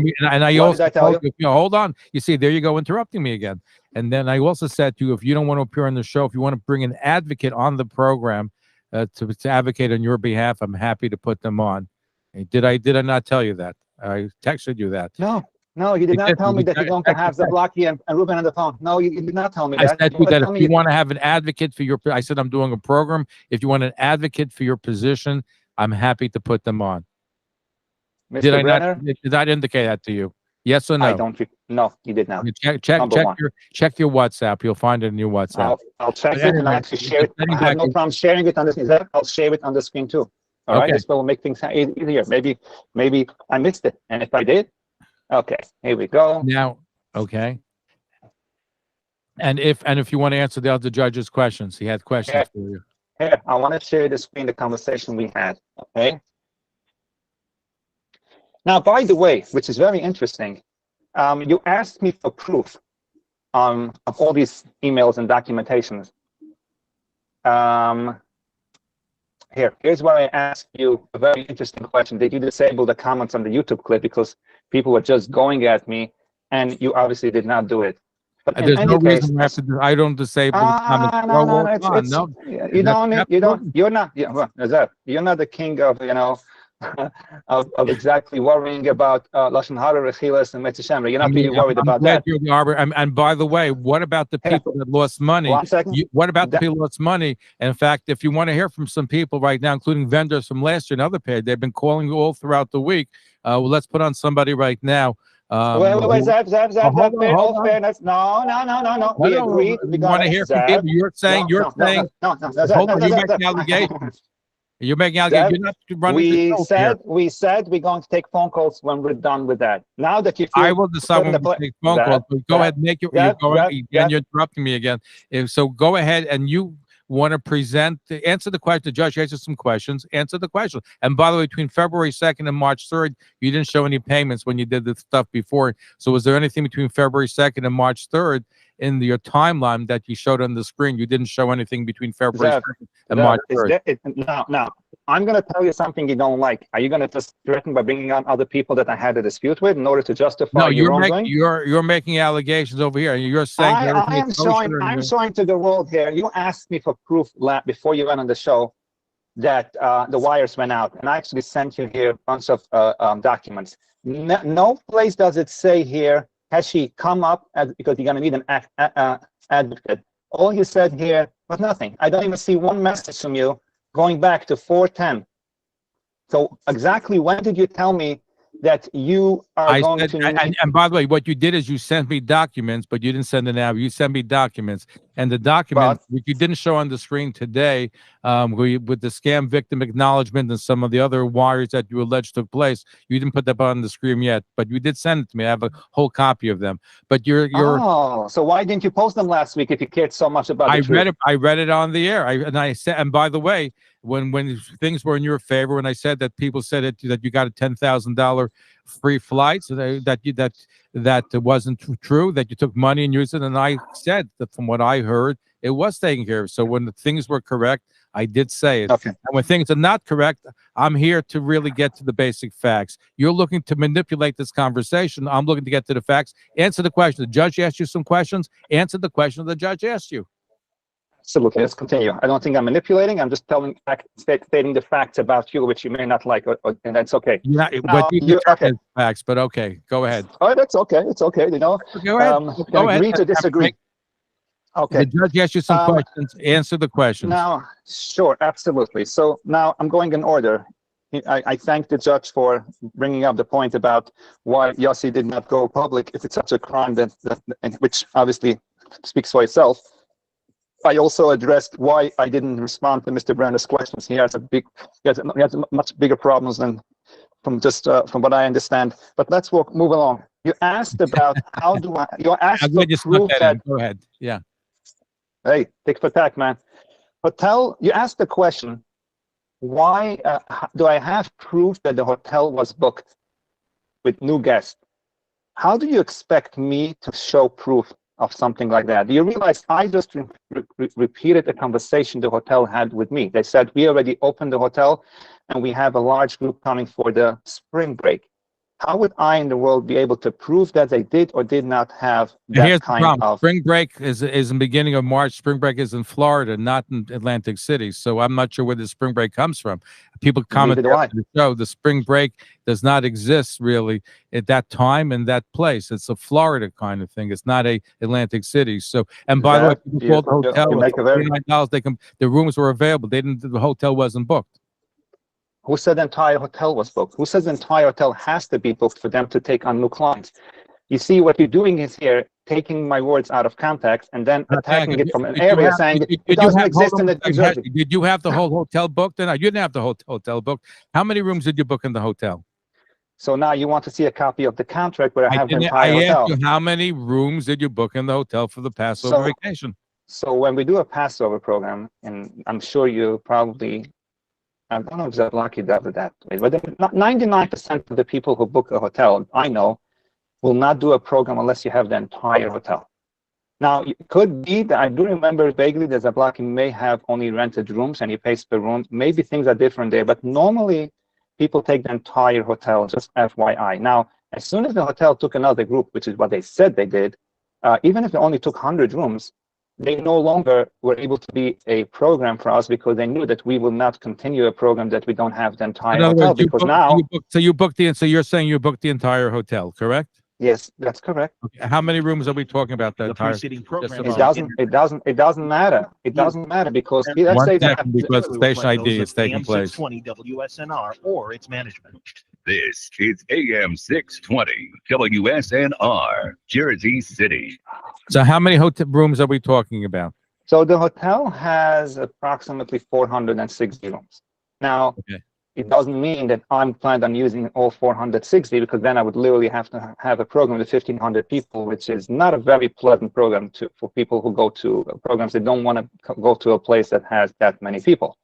But for argument's sake, me going to Atlantic City was working in my favor in the sense that I got a very good deal with a hotel that is not performing. As you know, Atlantic City is not what it used to be. So the fact that I was planning on having 100 vacant rooms on the top floor didn't really matter. What mattered to them is when they bring in outside guests, they must open the restaurant, they must open one of the kitchens.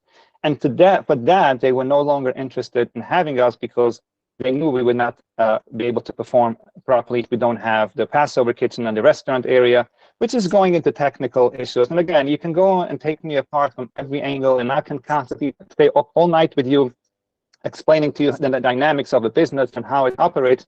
I'm not asking the dynamic, I'm just asking for the facts. Okay, so I gave it to you. I hope you understood and you're clear with that. Now you asked for another question, Judge. You asked for the receipts of all the vendors and all the singers and all that. Assuming I go now and I take, because I had, I believe, Uri Davidi and I had the Chicago Boys, and I can pull it up on the screen. I can show you. I go into Zelle or whatever, and I'll show you a few. I'm not quite sure what the question would, what the purpose of it is. Unless you're implying that, hey, maybe you never booked those people and just put them on the ad. Is that what you're asking? So in fairness, Mr. Goldstein, if and this is Zev Brenner show, not mine, but if you allowed me to ask you 20 questions and they would only be yes or no, I'm sure we could get through a lot of this, because I'm sure the listening audience is very dissatisfied right now because you are just not being responsive. So I don't want to take over the show. It would only be with Mr. Brenner's permission. But if I got the opportunity to ask you 20 yes or no questions, I think we could get answers. Well, are you willing to do that? I'm willing to do it, being that you're an outsider. You're a judge. You're not Zev Brenner, who put on a show last week to make himself look important by having people who had beef with me there you go. attack me. I didn't make any snide remarks. If you want me to get snide remarks, there's a lot that I can say. I'm holding my tongue. I'm going to let the judge respond. And answer the question. Go ahead. Let me tell you something. Anything you're going to say that I owe money to a vendor, those are things that, let's assume it's true. I fell short because I owed money. I couldn't come up with a payment. It was I spent last year approximately 3.2 million on the program, and I only brought in 2.9 million. Let's say, for argument's sake, how's that a crime? Now, another thing you don't realize. One second, hold that thought, Mr. Brenner.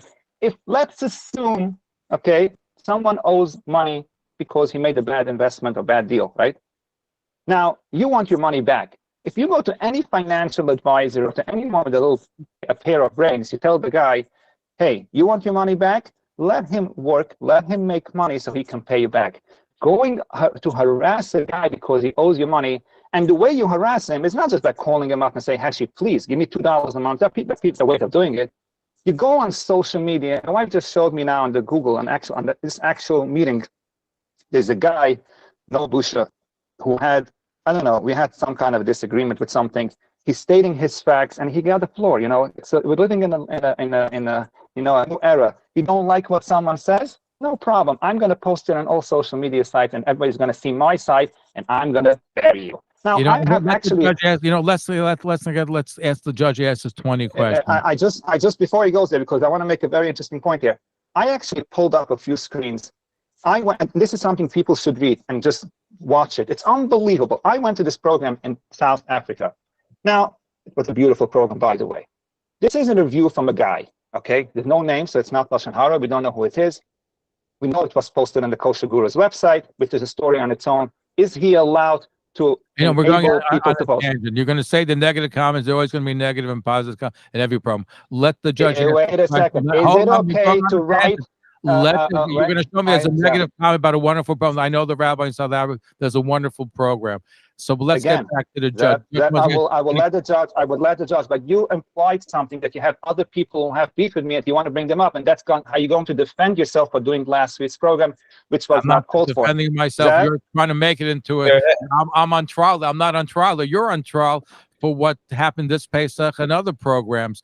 That's what people are alleging. Okay, you're here to clear your record. I'm giving you an opportunity. If I did something, let me tell you something. I'm letting the judge ask you the 20 which you agreed to. So let the judge. Let's not waste time. Let's go to the questions that the judge has for you. And that's why I agree to it, because the truth always comes up, and I have nothing to hide. That's what we want. We want the truth. Okay, judge, go ahead.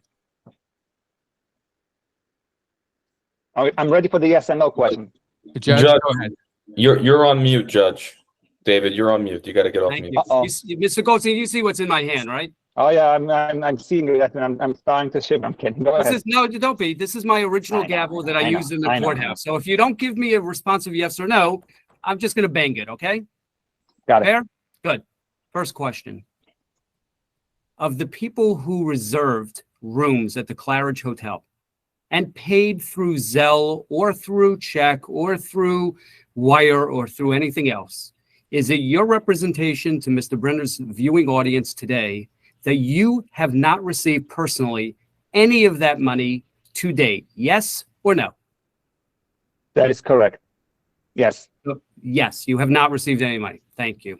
Number two, of the people who have paid, did any of them to date get any of their money back yet? Yes or no? No. Okay. Did you have a financial loss yourself based on you contracting with the Claridge Hotel? Yes or no? No. Did you have a investment bank or any type of underwriter that financed your securing a contract with the Claridge Hotel? No. Did you have a financier or a private person that underwrote the cost of the Claridge Hotel, the catering, and all the other vendors you needed? No. Okay. Mr. Goldstein, with regard to the story, I'm going to tell you what I understand the storyline to be. I want you to tell me yes or no, that is an accurate recording of the story. Fair? Okay. Okay. You advertise this program in Atlantic City at the Claridge Hotel. You list all of these entertainers, all of these scholars and residents. I believe you even advertise the fact that it's being kosher catered. Did you have all of those people contracted for services to be provided to the hotel guests? Absolutely, yes. You can call them, each and every one. No, I'm not calling anyone, just yes or no, sir. Okay. Okay. So when you then started to advertise the payment that the customer would need to make the payment, you stated that the payment for the hotel would be paid directly to the Claridge Hotel. Is that correct? I'm not understanding the question. What does that mean? The payment to The the hotel? payment for the hotel lodging was being paid by your hotel guests directly to the Claridge Hotel. Is that correct? From the customer? From the customer. No, it came into my account and then I sent it to the hotel. How do Okay. how do you pay the hotel So directly? there There's was- no such a thing. Okay, thank you. So there was no actual payment that should have been made by a customer to the Claridge Hotel or to the No. Claridge with an extra R or to the Claridge with some other phishing device. The money was supposed to be paid to you. Yes? That's correct. That's correct. And the mode of that payment was supposed to be a Zelle account that you created and maintained. Is that correct? Yes. And yet, it's your representation, not testimony, but your representation, that those payments, instead of being received by you via that account, ended up going to some other third party, third organization, maybe Hong Kong, maybe Taiwan, who knows where, but it didn't go to you. Is that your representation? I'm not following the question. Let me just repeat it to you. You're asking if the money that I sent from Zelle, that I thought was going to the hotel. Okay, so I'm not understanding the question. The hotel guests, if I wanted to book the Claridge, because I wanted to play poker all night, and so I booked the Claridge through you. I wanted to go there instead of Hudson Valley Resort or VIP or somewhere else. I then would have to make a payment, and that payment would be to whatever Zelle account you had prescribed as the receiving Zelle, correct? Correct. That Zelle account was yours, was it not? Yes. Did you receive any of those customers' funds as per that arrangement? They would pay through Zelle. Yes, that's how I paid the hotel. Understood. You then take that money and you paid it to the Claridge, yes? Correct. So the Claridge did receive compensation based on your receivables from the customer, yes? Right, yes. And have you demanded refund of the money you gave to the Claridge because they took those rooms and sold it to somebody else? So this is a question that I don't know if it's should be discussed on air. You have to understand there are many ways of looking at it, and it has to be dealt with in from. Let me give an example. If you have Mr. Goldstein, it was a yes or no. You promised a yes or no. Okay, so you're asking me if I have a claim against the hotel. The Have answer you is put in a yes. claim against the Claridge Hotel? I have not done so yet. I see. And we're now 2 weeks past Pesach. You went abroad, you came back, you're back for at least a week, no? It's a yes or no? That's correct. Yes. Okay. Have you retained counsel to pursue restitution for the money you paid to Claridge Hotel? Absolutely. What do you think I've been doing for the last week? It's just a yes or no. Okay. I think I have 4 or 5 more, so I'm going to take 5 more. Okay? Take it. Go ahead. It's okay. Thank you. So you gave money to the Claridge Hotel. Did you give money to any other third parties from the money you collected from your hotel customers? Yeah, of course. We gave deposits for the entertainment, for whatever we felt was, you know how it works. Whoever makes the most noise gets it first. All the vendors, everyone wants to get paid first, and they want to get it as early as possible. And that's when we decide who is more important. So we prioritize. We may prioritize the hotel, we may prioritize the singer. Right. What about your fish order, your meat order, your dairy order, all of your supplies for food catering? You paid that too? No. You didn't make any payment towards any of the food? If we gave deposits, we probably gave deposits, but I'm saying probably because that's something that the accountant or the bookkeeper isn't responsible for, and to have the deadline when we need to give those payments. For example, if the hotel was making a lot of noise and said you better pay out by Wednesday, and we said okay, the fish can wait for Thursday, we're not getting the delivery until Sunday. That was his call, but all the orders were in. Now, I don't know who gave it. I can tell you, for example, for the matzahs, we gave a deposit, which the guy said he's not giving back because he said, hey, I couldn't sell them. So, it's very interesting, that question, because during COVID, Mr. Goldstein, I don't have much more time, so please just answer because I only have 4 more. So you paid catering services or food services or dairy services. You have items that you paid for in food, meat. Deposit, not paid. I understand. Yeah. It's a deposit. And those companies then have your money and they should be providing goods based on at least the depository amount, correct? I don't know, because as I said to you earlier, the matzah guy that I didn't hear about the matzah guy. I'm talking about dairy, I'm talking about meat, I'm talking about poultry, I'm talking about fish. I don't know the answer to that, I'll be honest. Would you agree, Mr. Goldstein, that if I personally, with Mr. Brenner's assistance, arrange with Tomchei Shabbos of Flatbush, of Long Island, of anywhere else, that they would receive food items that you've already paid for, that those providers owe you, that you would donate it to Tomchei Shabbos? Yes or no? Absolutely. Yes. Okay. My last question, and I will tell you in advance, since you're not a lawyer, typically they're not admissible in evidence. Okay? Would you take a lie detector test? Yes, I would. So if I arrange one in my office at 510 Hempstead Turnpike in West Hempstead, New York, and I did it for, say, Wednesday of this week, you'll come to KT Law Group for a lie detector test? I'll be there. Thank you, Mr. Goldstein.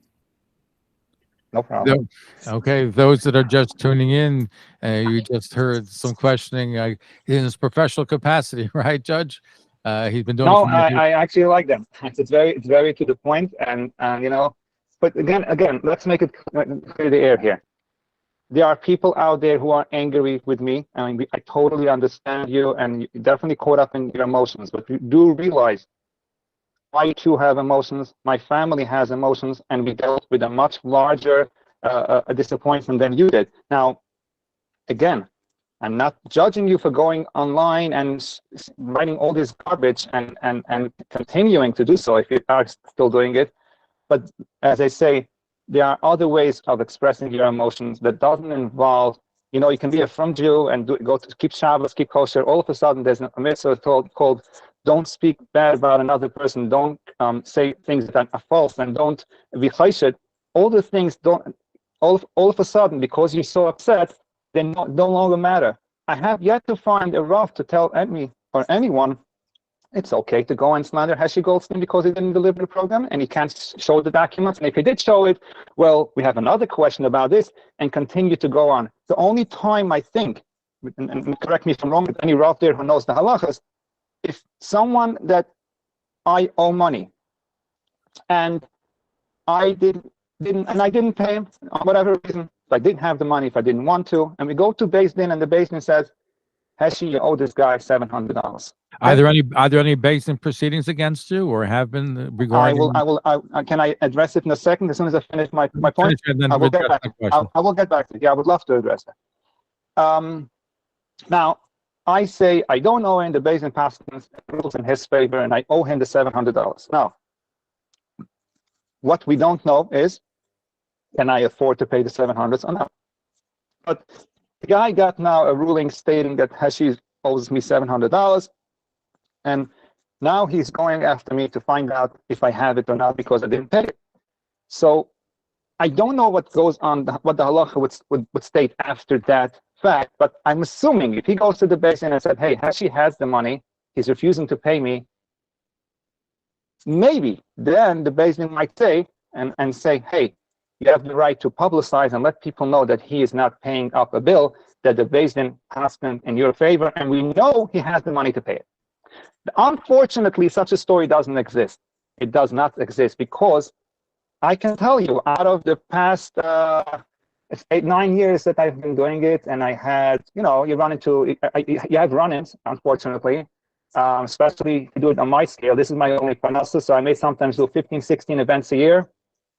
My events are usually 600 to 700 people, sometimes 1,200 people. I always like to say, if I do an event for 950 people, there are 950 opinions. But let's get to the question. We're going to break. So do you have? So let's assume someone wasn't happy with the food quality, or someone wasn't happy with the waiter.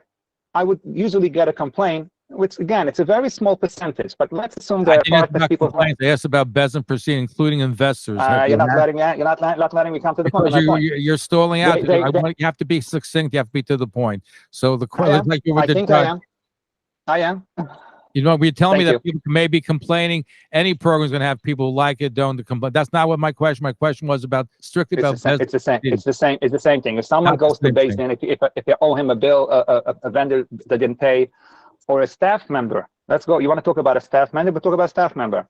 And I know for a fact there was 1 or 2 staff members who really went out there and decided they're going to get even with me. Why? Because I didn't pay him in full. Now, the fact that I didn't pay him in full because he didn't deserve to get paid at all, I didn't go around saying that. In fact, I didn't tell anyone about a bad job he did. I took the blame on myself, and I said, okay, next year we'll be more careful. The guy came to the hotel. I'm not going to say a name. I'm not going to say what he did. It's really not relevant. But the point is that he did not perform. It took 4 rooms. He demanded 1. He got 2, and then 3 and 4. My question was, including investors. Do you have investors that sued you in either court or Beis Din? Just give me a simple. Don't give me a whole long drawn-out answer. Yes or no? Okay, one second. You're going from vendors to investors. Anybody. My question was everybody. Have you been sued, whether people on the program, investors or employees, have you been sued or by Beis Din regarding the programs in the past? So there was 2 times where I was in Beis Din, and one of them we still did not get a ruling, and one of them was ruled in his favor for under $2,000. That's about it. And there's no other proceeding, no other lien, no other problem relating to the program. Now, you're asking me to go into the whole subject of the Chapter 13 and why I did that and what I had to do in order to protect myself. What you don't realize, and you should have known that if you know anything about law, anyone filing Chapter 13 has to list his credit card. He has to list the people that investors. Even though he has a good standing with them and he's making his payments on time, it doesn't mean that these people are not going to get paid or getting stiffed. It just means that the Chapter 13 is here to protect me. If anyone, for example, and I did not want to go into this conversation at all, a certain individual who invested in a program with me before COVID, the program didn't happen. And he did go to Beis Din at first, but the Beis Din said to him, listen, COVID just happened. It's $175,000. We're not going to go into the details if he was partner, if he was an investor. He was very much involved, but I did not take a toy, and we were all broke after COVID, especially event coordinators. He chose to go to court because what the Beis Din proposed to him, he didn't want to hear of it. The Beis Din basically said, no, Heshy can afford at the time, you're going back now right after COVID, to give you $1,000 a month or $1,200, take it and work with it. 4 years later, the guy would have had 50,000 in his pocket. Instead, he chose to go to court and take a very shrewd lawyer. And that was unfortunately not called for. And he gave himself a bunch of excuses why he's entitled to. No heter of Beis Din. I needed to protect my family. Because remember, there's a family living in this little house here that I have to protect. So chapter 13 was my only way to protect my nest here. Now, unfortunately, when I did that, I had to list different people that I had invested. I either owed money or I had invested. And they're all, by the way, good friends, maybe one or two. And then take Zablocki as a classic example. He sued me for $10 million. Look it up online for defamation. You see, he didn't tell you that part of the story at all. All he said was that I owe him $9,000 or $7,000. And he made himself look like a very innocent guy. The fact of the matter is, he's not. And he's far from it. And he probably got a lot of phone calls. And I know for a fact he did, telling you who Mr. Zablocki is and how many people he has hurt over the years. Real cases, not Again, the Heshy Goldstein. making allegations. You don't like when people Oh no, talk about you, I can prove to you every single WhatsApp and email people sent to me after I came out public with the story what he did to me, and this was his time to shine, to get even with me because I publicized his wrongdoings. And the same is with Sinai Yehudi Rubin, whatever his name is. That's not a reason for you to go and take them on the show against me. But I don't want to go into that again, into that conversation again. I'm just getting off track. Mr. Judge, still on the phone. Do you have any more questions for me? Well, we're gonna. No, I posted on Elon Kornblum's website my email address and my website, and I look forward to meeting you on Wednesday. I'm hopeful that you will indeed come to my office. Would you mind doing me a favor? I don't know if you have my personal number. I don't know if it comes up. Can you send me an address and a time? 510 Hempstead Turnpike, sir. 510. I'm sorry. We'll let you communicate that off the air. You get the information. Yeah, either an email. I know you're giving it to me on air. We know people don't write anymore these days. We use everything is done by email or an invitation or a schedule or whatever a calendar. If you don't mind, that'd be helpful. Anyway, we're going to take a break, and you're No hearing Heshy Goldstein. Heshy Goldstein is the proprietor, the owner of Aria Hospitality. They booked the Claridge Hotel in Atlantic City for a Pesach program. Didn't take place. He said he was scammed. People say they were scammed. We're trying to get to the truth of it. Doni Schwartz is with Passover Listing, most comprehensive listing, but anything dealing with Pesach and Passover. And former Judge David A. Kirshblum, Esquire, is with us as well. When we come back, we'll also open up our phone lines at 212-769-1925, 212-769-1925. Email, we have a ton of emails. Zev at TalklineNetwork.com is a wonderful way to have your questions answered. Also, a program note, today's Sunday. We're on WOR 710 AM, 9 p.m. to 10 p.m. in iHeart radio stations, one of the most popular stations in the country. In fact, we've been rated number 3 in that time period, just behind CBS by Nielsen. Our guest today is going to be David Schottenstein. He's a philanthropist. He's a businessman, well-known Schottenstein family. Unfortunately, he got involved in insider trading, and he is going to prison. He's giving us the last interview to tell us about what happened, and that will take place later on today. We're going to be right back. Don't go away. Stay tuned. This is the Talkline Network.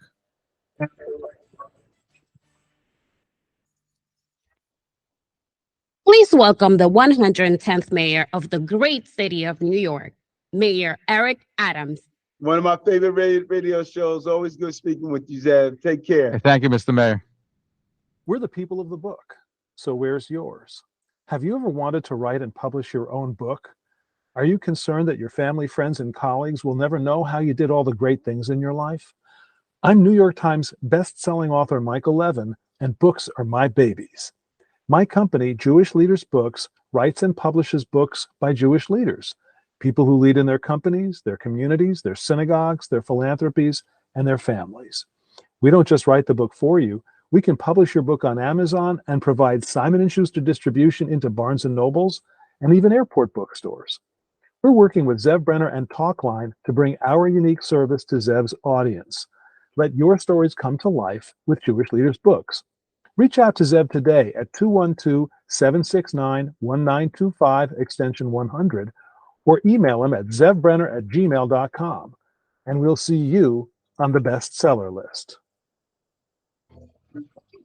Paraflight, luxurious and private, our network of jets and helicopters provide stress-free corporate flights for discerning business owners and executives. Experience the Paraflight difference as we fly you from anywhere to anywhere, anytime. Call 844-538-1911. Jet and helicopter charters, 24/6 dispatch center, domestic and international, urgent flights, concierge service, ground transportation, gourmet kosher catering. Paraflight, we focus on your flights, you focus on your business. Call Sim Shane and the Paraflight team toll free at 844-538-1911. Paraflight, 844-538-1911. Experience the Paraflight difference. 844-538-1911.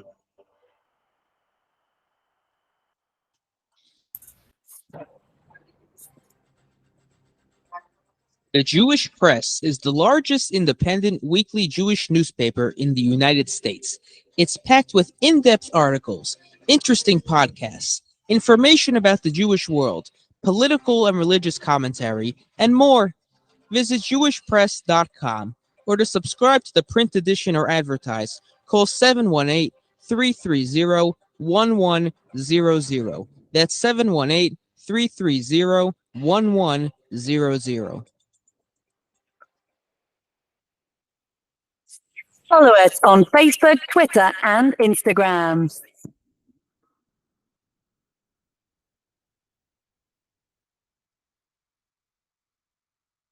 Pesach just ended, and I know that you're looking for real, honest reviews of how these Pesach programs actually were. And there's only one place to do that, and that's on PassoverListings.com and on the #1 Facebook group out there called Passover Program Reviews. Check it out and provide comments and feedback, and enjoy.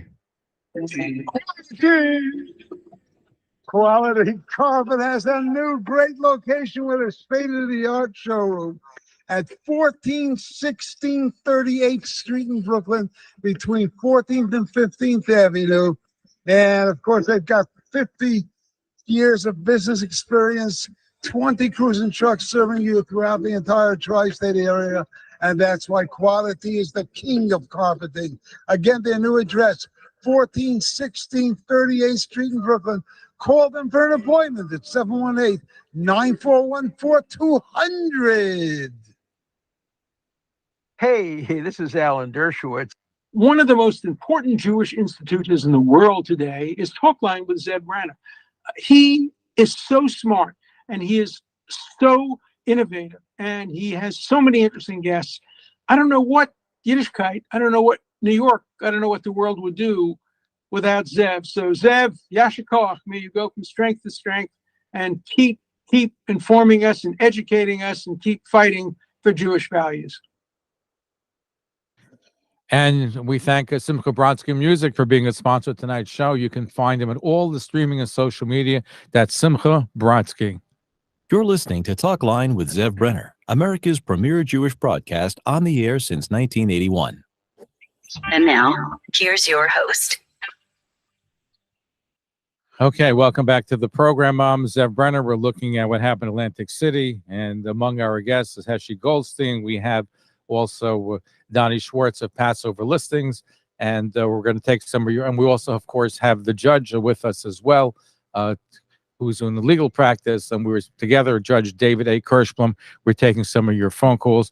Let's see if we can go to, I believe it's California, Los Angeles. We're taking some phone calls, some questions. So, okay, go ahead. Yes, what is your... Hi, I have a few questions. I work with hotels for many, many years, and I've signed thousands of contracts. So, Heshy, I've been following this story with some interest. I have a couple of questions also. If we can make this quick, I just want to know what's going on from the hotel side. Heshy, I didn't hear, you said that the hotel had how many rooms? How many did you contract? Yeah, how much did you contract? Go ahead, Heshy. You're on mute, Heshy. You gotta unmute. Heshy, go unmute yourself. I just realized that. I guess I was talking to myself. Okay.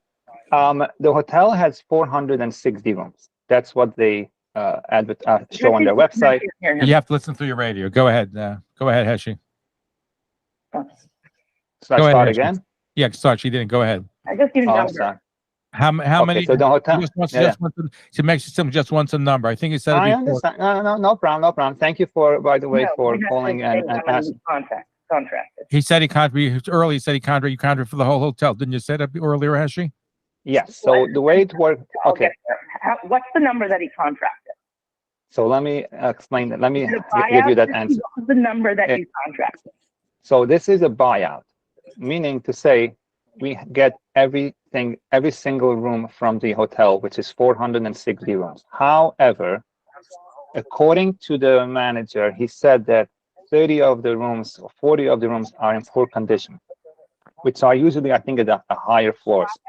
And they said to me, Heshy, those 4 rooms we will not be giving you, we will be keeping them vacant. So in reality, it's a buyout with all of the rooms being assigned to us, with the exception of the rooms that are in bad condition.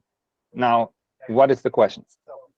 You want how many rooms? Is it 490? That's just what you wanted the number of rooms, right, Dorothy? 430 out of the 460. They said 430. I'm trying to hear. I'm trying to listen to the other. Okay, he said about 430 rooms is what he said. 430 out of the 460. Actually, every room. Correct. And Does that actually, answer? when you signed the contract, was it you who signed it? Is this the first time you signed the contract? I know you've had partners in the past. Over the past 9 years, whenever I did an event, I always signed the contract myself. Why is that relevant? All right. Any other question? Because we have a lot of people waiting to speak to Heshy. So, any other questions? So, yeah. One more. He said that the food that was supposed to be delivered, because he was paying the day they were going to kosher, right?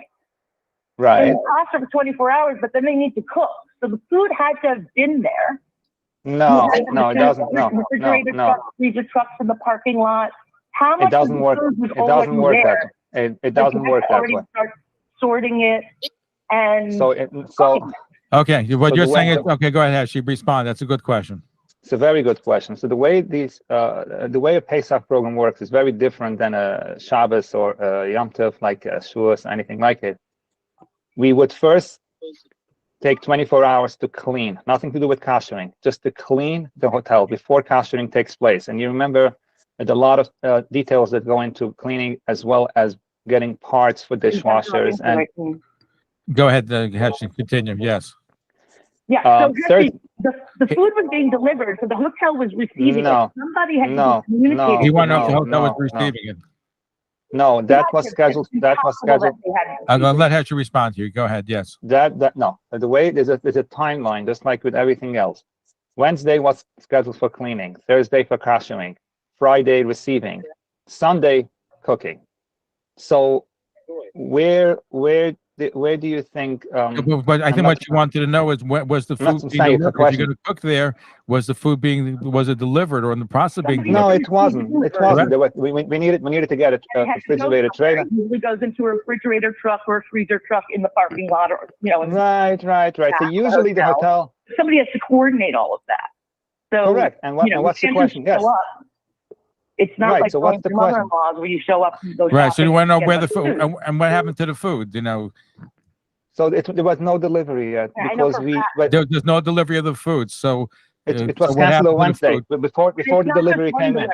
Hold on. Let Heshy respond. What happened to the food? There was no. We told everyone not to deliver because on Wednesday morning is when Wednesday 12:30 exactly is when they told us that they will not allow us to come into the kitchen. So being that the scheduled delivery was for Thursday and Friday, we just told everyone cancel. Scheduled to be delivered? Yes, there were. What was the hotel communicating to him at that point? The hotel on when? On Wednesday? On Wednesday and going through Pesach, yes. Yeah, they said to us that they will not allow the program to take place. Supposed to be delivered on Thursday. Friday. The next day, you showed up on Wednesday. They're supposed to deliver it on Thursday. The cleaning was Wednesday. There is a refrigerator truck had to be there. I'm not following you. There is a timeline. The hotel had to be communicating with you.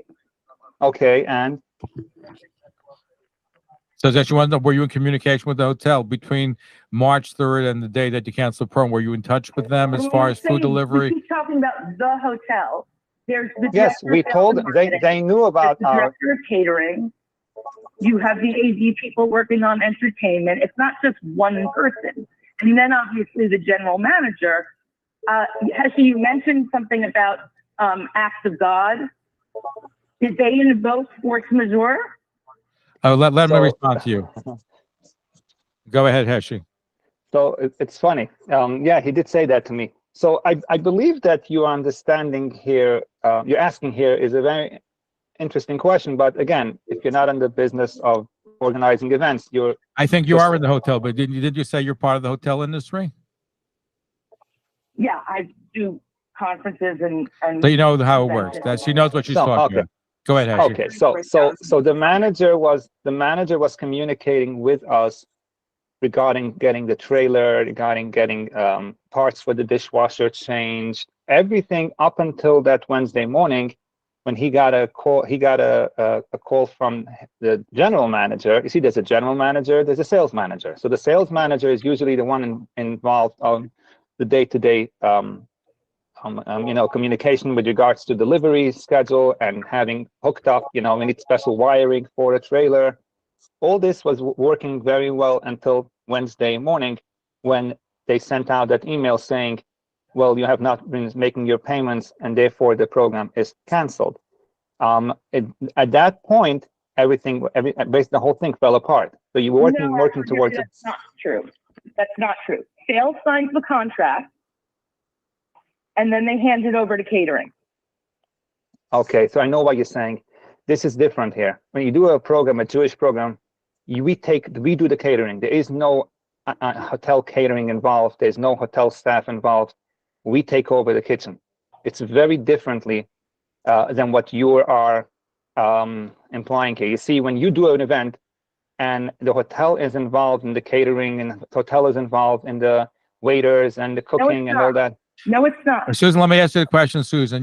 From what I'm hearing, I'm not understanding it. Food gets delivered at least 2 weeks before Pesach, sometimes 3 weeks 100%. before. You have to start cooking, right? The way he's saying it, they called and they canceled it, and that everything was going to show up in one day. You know how deliveries work. What if the meat? I didn't say that. Freezer doesn't show up for 6 more hours. You're going to leave the food in the parking lot. I'm not sure what your motive is here, but you're not adding up if you know the business. And I've said it with you before, and I'll say it again. The hotel manager, let's call him by his name. If you look on the email here, even though it's the wrong one, but it's Jeffrey. Jeffrey was in communication with my kitchen manager, with whoever. Exactly what you just said. So what do you mean? What do you mean, Suzanne? I'm not following you. I'm listening in one there. Sorry. Yeah. He had just said, when I asked about the deliveries, he said that they were all supposed to come on Wednesday. I never said that. But usually the trucks are there first, and you confirm that they're there, and then you have deliveries coming. Yeah, she's hearing you. Yes. You have somebody who works for you who coordinates with somebody else. But you're basically, because we have other calls I want to get to. So what you're saying, Suzanne, the time, in your opinion, the timeline doesn't add up because the food should have been delivered by the time at least a week before. Exactly. And I have to go back to the beginning and listen to the timeline. And I hear that everyone wants to hear the timeline laid out again. But I also want to hear, when you go over it, from the hotel side. Good. I'm going to have we're going to get to the timeline. Okay. Why give this time the timeline? Yeah. Zev, thank you, Suzanne. I see the timeline is I see the timeline is something that people are asking, and I believe you also asked that. That was my first question to you, but you didn't get to. Well, you have to understand, Zev. When if I were, go ahead. Thank you, Susan. Yeah, go ahead.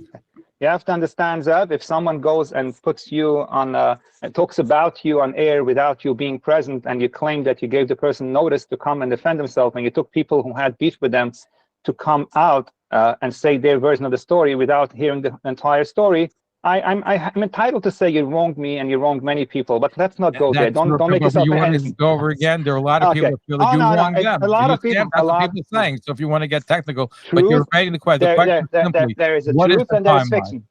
There's truth and there's fiction, and I can tell you, I can stay up So all get night with you, get to the and, truth. and What's the every and timeline? every person I will tackle directly. But remember one thing: whoever plans on calling in, if you are going to call with your version of the story, I will have to expose you for who you are with the way I see it. Now, what's going to happen is here. Not you and I are not going to win this battle because it's basically going to be you against me and me against you. I'm not against you, and I hope you against. I'm not talking about you, Zev. Oh my gosh. But let's get to the timeline because time is short. Let's get to the timer without any further ado. What is the timeline? Zev, let me just finish. I wasn't talking about you. You are meant the caller. Okay. The only one that's going to benefit from this conversation is going to be the audience who are going to enjoy the juicy and the gossip. It's going to be very entertaining. I have no interest in exposing who you are just because you disagree with me. And I always say to you, anyone coming out with some kind of a accusation, we still live by the Torah. You have a claim against me, let's go to Beis Din. I never refused going to Beis Din. Now, there is also the fact that people who I somehow had to fire, I didn't bring them back to the event, who are trying to get even with me. And it's very easy to do that today. You go online, give an example. The guy who posted a video of my family in South Africa. I want to talk about him a second. I'm not going to say a name. We're going far afield. I asked you for a timeline. You tell me about South Africa. Because we have a short amount of time. Let's go to the timeline. I'll be happy to do that. Then I'll come back to my point. Let's not go to South Africa because that's a whole separate conversation. Absolutely. I've asked you an hour and a half to go to the timeline. Let's go to the timeline. Okay, so let's go to the whole timeline. I believe I can start with the email at the beginning. As you can tell here, I signed contract in September. Okay. The wiring instruction and the first payments after the deposit came in on January 30th, followed by multiple payments, which happened. This one is in February 27. This one is, I don't know how it goes backwards, February 27. I think the next payment was due, and then was February 21. And the payments just kept on coming in based on the contract. Then we received that email from the scammer on March 3rd, claiming that we have to send in more payments, but it has to go through a different bank and all that nonsense. And we sent in a payment on March 3rd, and we even asked him if he received it. And he said, yes, he did receive it. Okay, the PNC Bank, but he's reminding us again, please make sure you don't make that mistake again. Then he goes and he asks us, who said that you should make the mistake again? Claridger. You say you wired it directly to the hotel. How did they know that you mailed it, that you'd send it directly to the hotel? The Claridger, the one that you said scammed you. How did they know? What? This is the information he gave us. So when he received money, so are you saying that the hotel was in on the scam? Where are you getting that information from me? No, are you saying, in other words, you're saying that they told you that you sent it to the wrong place? You sent it to the new address, right? Isn't that what you said? They referring to the email I'm right now on. The scammer, Claridger. You're asking for a timeline, right? Right. That's what I'm trying to get. Okay, fine. So this happened on March 3rd, okay? Where he's telling us to send to the new account. And if you scroll down, you can see that he sent us the wiring instructions, okay? That came in when? March 5th. Looks like he didn't send it right away. And we asked for an attachment, and it said nothing attached, so he sent it, okay? Then the bookkeeper asked him, did you receive the money? And he said, yes, we received it. This is the scammer. I'm sorry if it wasn't clear.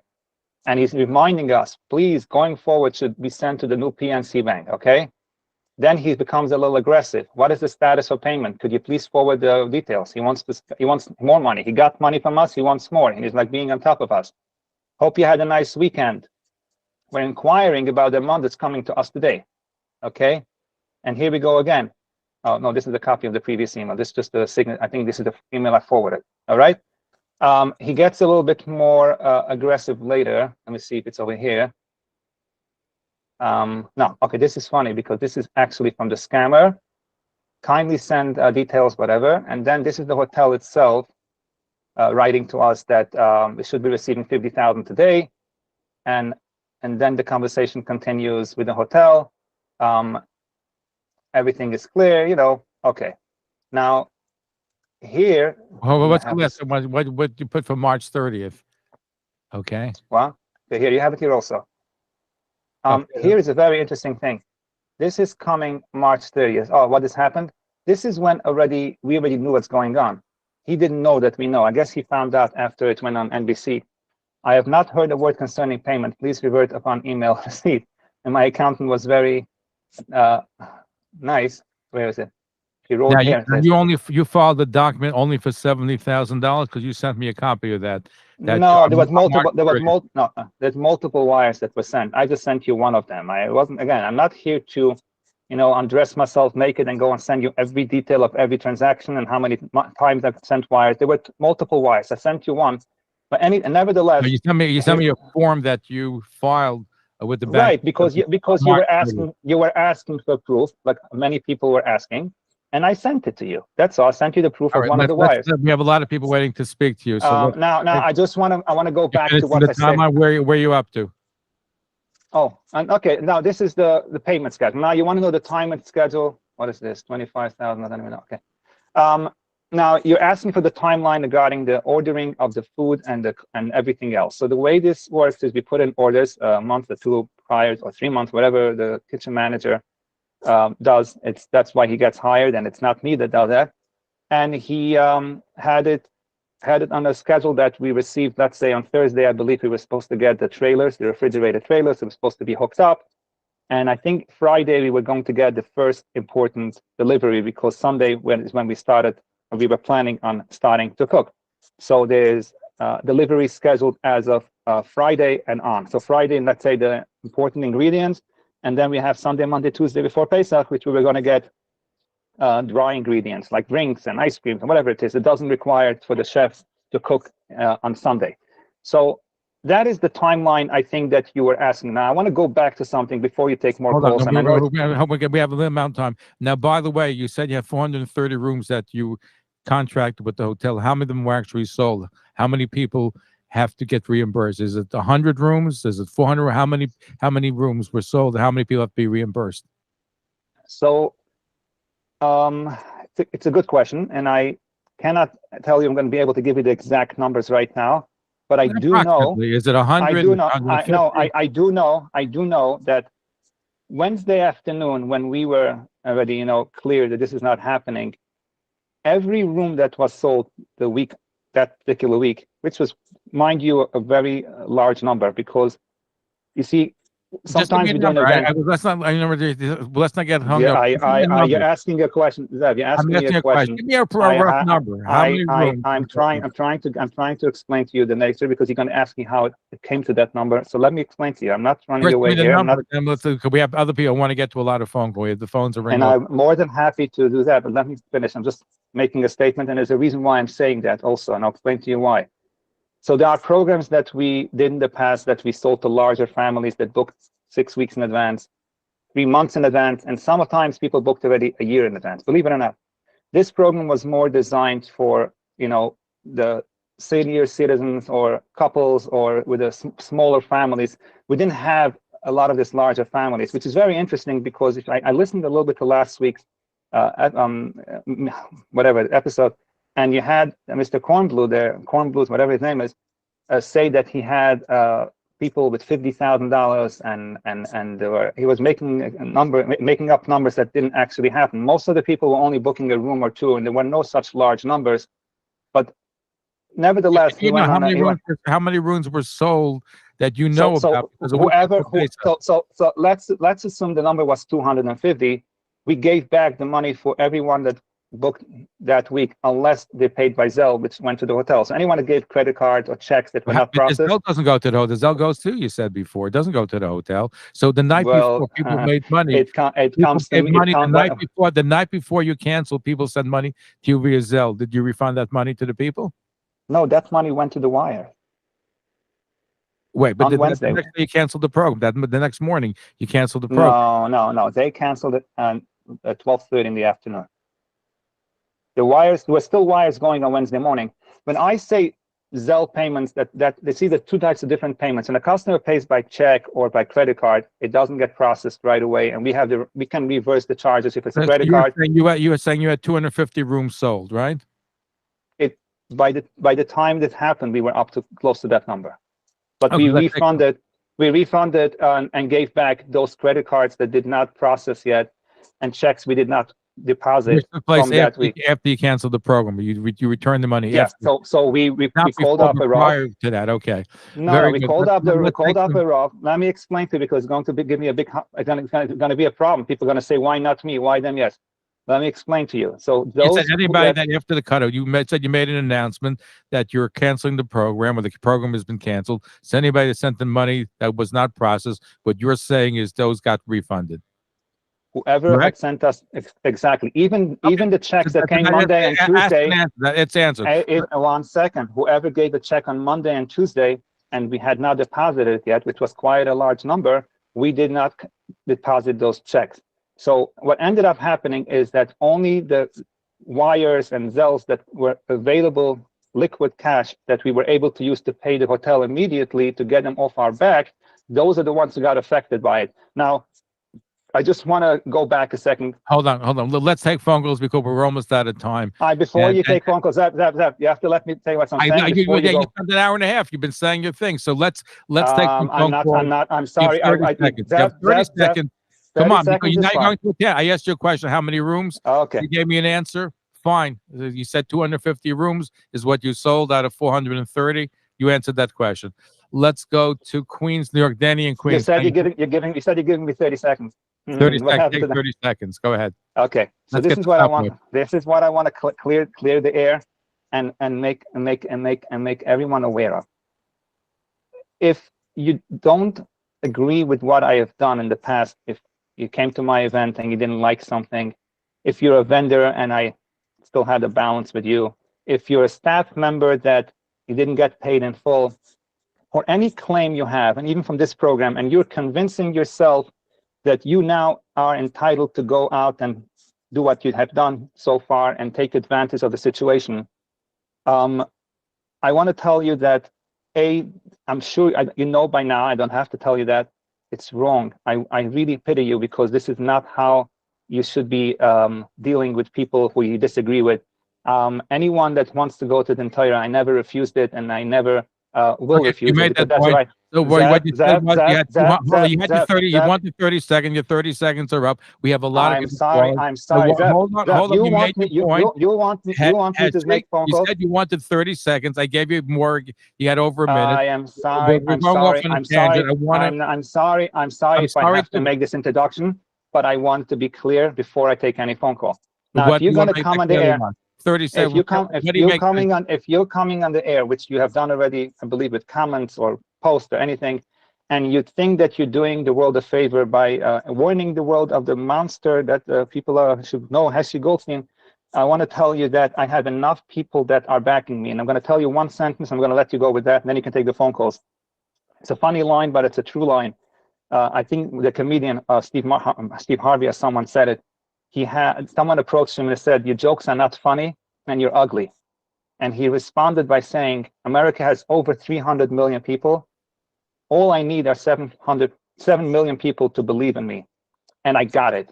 My point to you is, as much as you're going to go and utilize this new trend of social media and to justify or to calm your livers or whatever it is, I still have enough people who support me and believe in me and keep on coming to my event. Now, what's not okay? What's not okay? Hold on, if you want to support me, and I'm basically speaking, you have to refund about 250 people from what you said from the program. Okay. No, that's what if you had 200 rooms that you said. I told you a lot. I told you a lot of rooms we canceled out, and we didn't process their payment. You don't know that for how many rooms I have left. You said you had 250 rooms that you sold.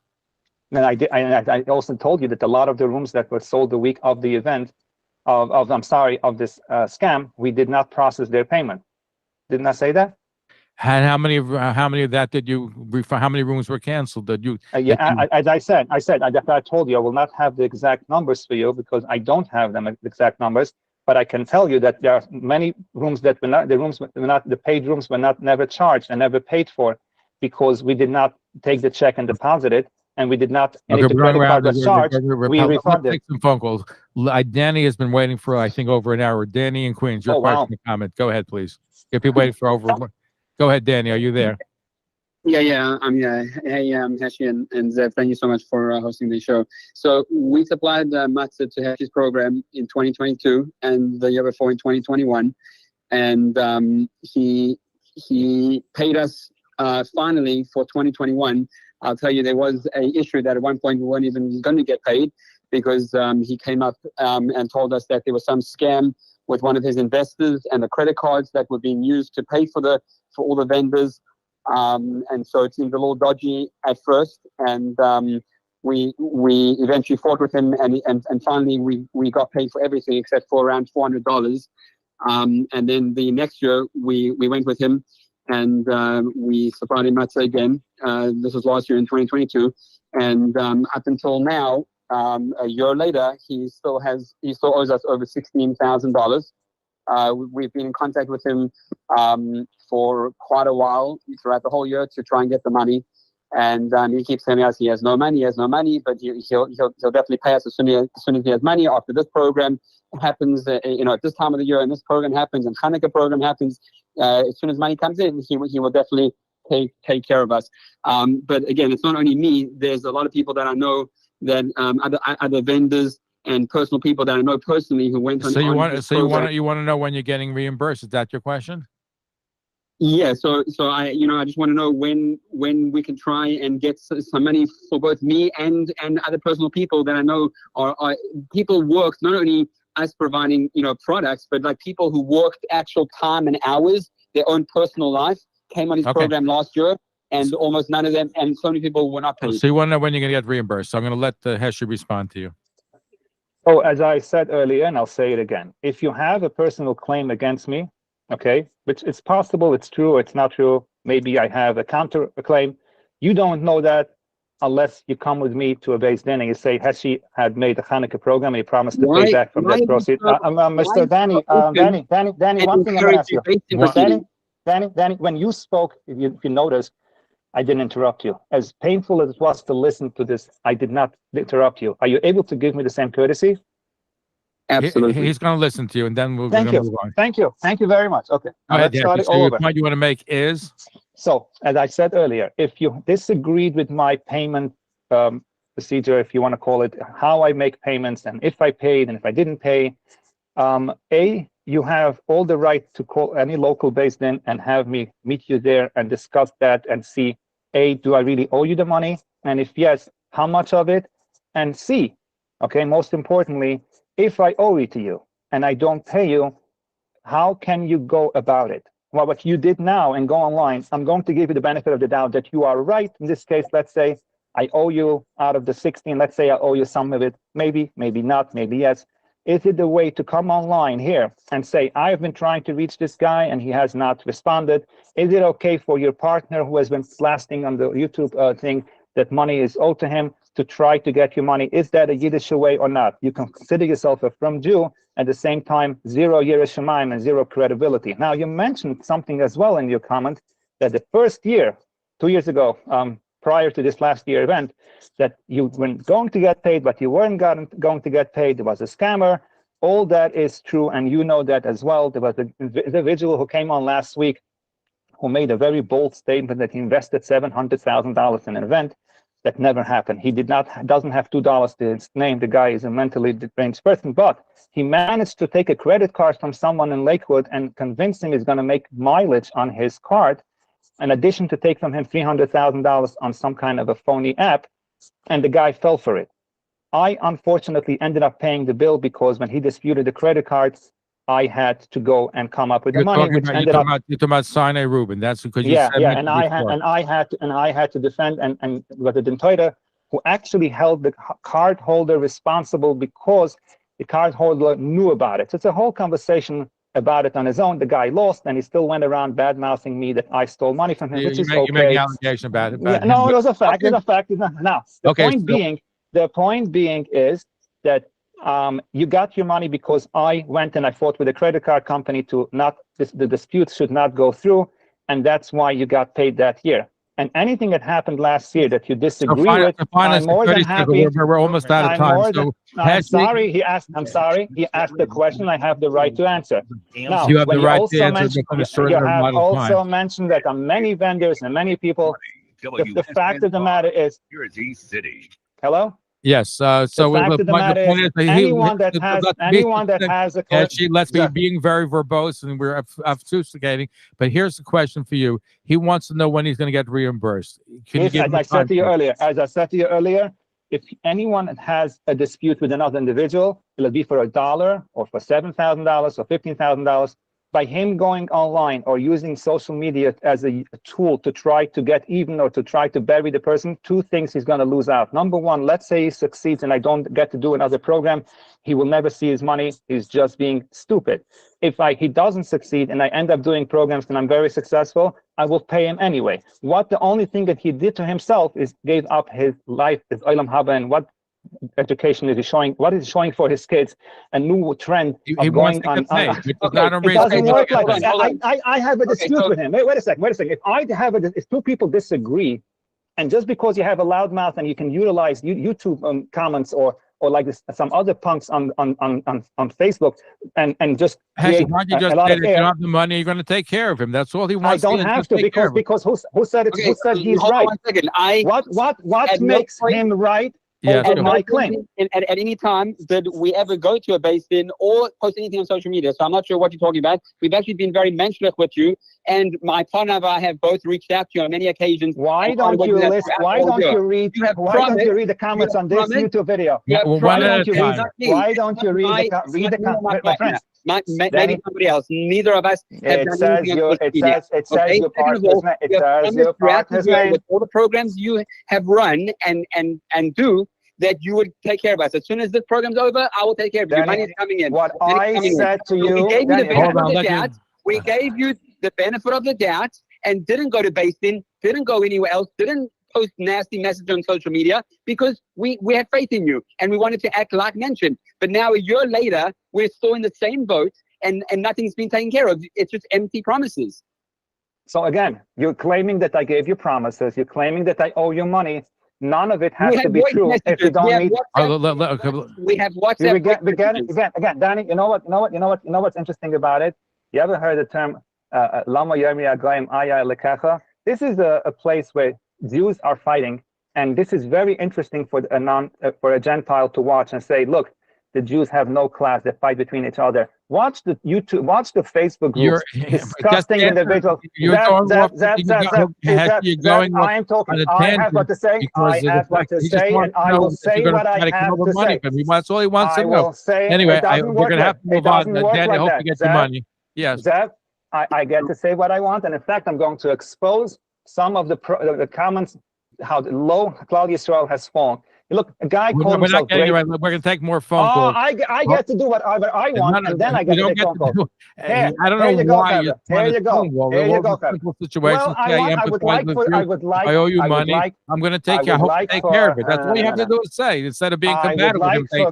He wasn't on social media. He wasn't on social media. First of all, his partner was, but let's not go there. I would like to, for Klal Yisrael, who was not on Facebook and all these other garbage, social medias, to see how Jews have taken a new low, and they go on random sites, post all the garbage in the world, and they feel that they're doing the right thing. This guy did not go on sites. This guy, wait a second. Assuming he is right, and I have a balance with him for $5,000 that I have a dispute with, and by him coming on here, he did a mitzvah. Why? Because this is the place for him to come and ask for money. Isn't there a base-in for that? You're justifying that behavior more than the guy who just posted here all kind of garbage, and he considers himself a frum Jew. You have to understand something, that I'm a Sklenach Rebbe Chatzad, Olav Shalom, and the meeting that we had, the Internet Asif, or whatever it was called, he said, whoever has a smartphone, you should not do a shidduch with him. I felt the guy. Going on the tangent. I'm entitled to say what I have to say. We're moving on. All you have to do is Heshy is say to the fellow, I empathize with you. I'm going to try to give you your money. I'm not going to entertain garbage. He was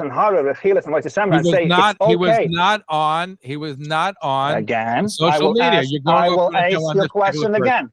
he came on air. I don't know how many people are watching it and how many people will be watching it. Apparently, a lot of Rabbanim called you and asked you to delete last year's YouTube with the That's not true. No, not one Rav called me. You're making an allegation. You know Not what? one Rav called me about you want to censor those that didn't want. You tried even less on this way. Hang up on people.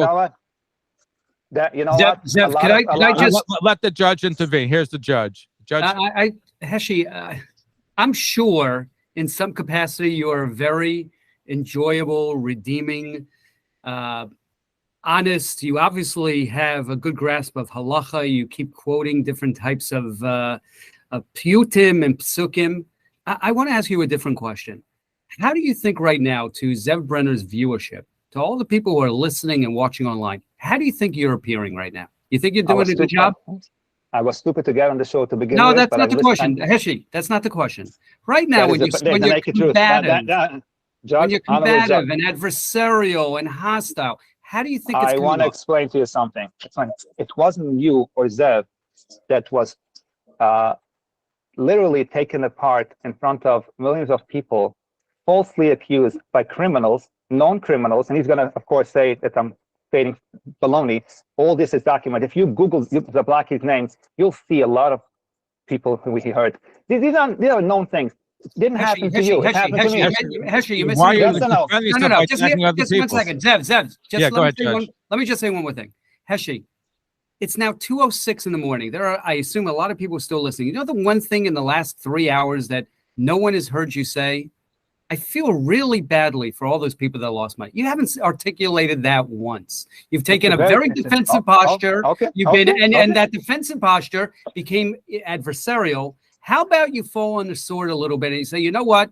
I went to a really nice program because somebody donated me airline tickets and took my family. So Baruch Hashem, we had Yetzias Mitzrayim in whatever far-off country you went to. But there are a lot of people that ended up having a really bad Pesach on account of whatever it is, whether it was your fault or someone else's fault. How about you just communicate to them right now in an open forum and just say, even if you did nothing wrong, that you still feel badly and you want to apologize. Can you do that? Well, I'm going to answer you that. First of all, before I answer that, it's important that the viewers go on the screen a second, and that will help a lot understand. It says like this. This is a message that came to my wife, okay? Poor thing. I am so-and-so. I deleted it on purpose. My husband and I were among the husband victims. Unfortunately, a thing or two about personality disorder. They do not go away. They only get worse. And this is, by the way, one of many messages. If you need help, I can put you in contact with many qualified professionals. Children are the carbon of divorce, but sometimes you have no choice. My own unsolicited advice to you, honey, get as far as from this Russia as quickly as you can. I'm sorry to say that. This is what the new, Jewish era from Jews in America are today. Now, and again, a lot of people are not happy about me saying that. We're going off on a tangent. Let's answer the judge's question, please. Now, when a person gets attacked day and night from the get-go, whatever, by the way, all these documents I showed here online were available for everyone. You're doing a good job of being a congressman. You love to just talk with a lot of words without there ever being any responsiveness. I have to tell you, you are not a very responsive person. Ask you a simple question. I don't want to hear about people that did improper things and communicating to your wife that she should do this, that, or the other thing. I don't want to hear about all the other people that have done anything, Lashon Hara, Rechilus, or otherwise. I'm talking about however many guests. If you had 250 rooms, maybe 500 guests, maybe there were 3 in a room, 750 guests. Talk to them for 1 minute instead of combatively with everybody else, and just say, I, Heshy Goldstein, to the extent that I might have done something wrong, I am sorry. Are you able to do that? Well, you can't do that. The answer is I did that in an email to my customers. No. Heshy. Now, 2:09 a.m. Okay, tomorrow morning I have to be up at 6 o'clock to do a different interview. Just say it. Just say it right now. So, okay, no problem. Here's my question to you. No question. You can't say it. Just say it. I heard you. I heard you very loud and clear. For me to go and to apologize, okay, which is what you're alleging to say, I have to apologize to everyone that never got hurt. And there are many people. You only talked about customers who pay. There are also staff members who unfortunately had to go and make last-minute arrangements, and a lot of people got hurt.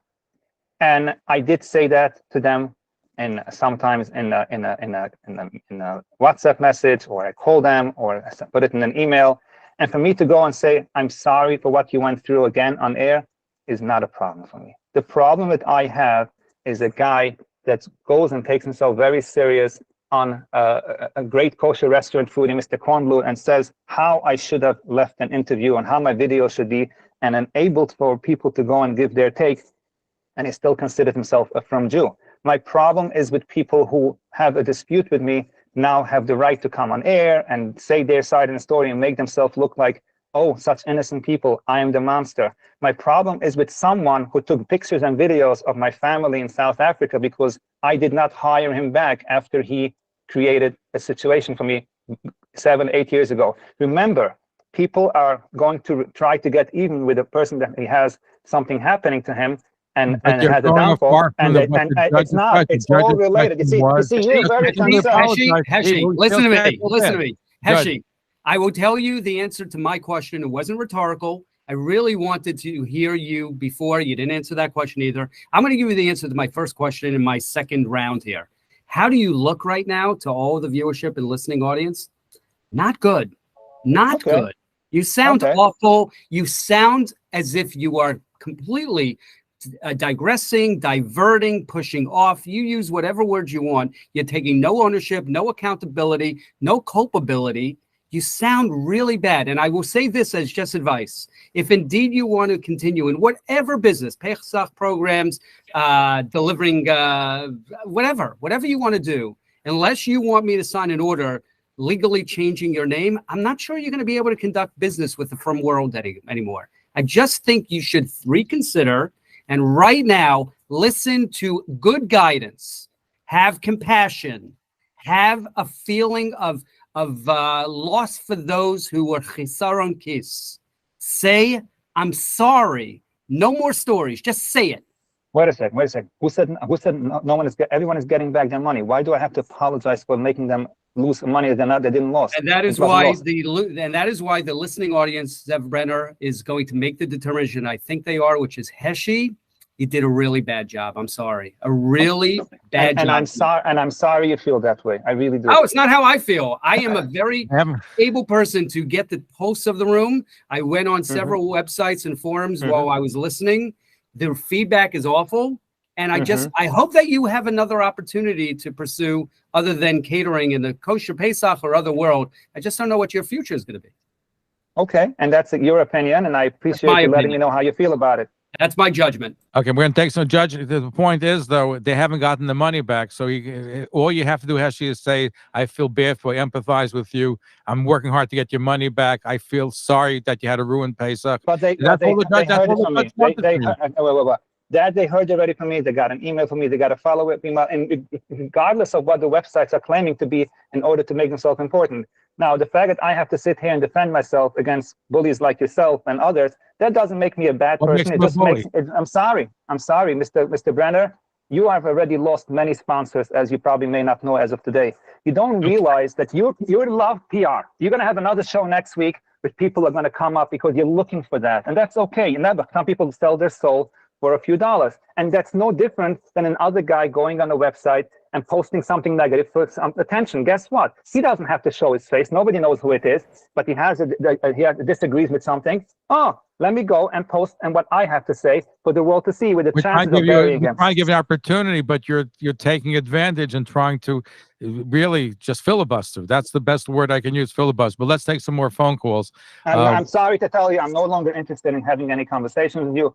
Good night, all. And again, I'm sorry if anyone doesn't agree with me or doesn't like what I have to say. I said it, and this is the last time I'll be interviewed by Zev Brenner. I'm sorry for the first time I did it. I came on to defend what he did to us and to my family before you go, Have a good night. You just said hello. He just hung up. You know, he attacked Sinai Rubin, who just calling in. He actually had been calling in a while ago.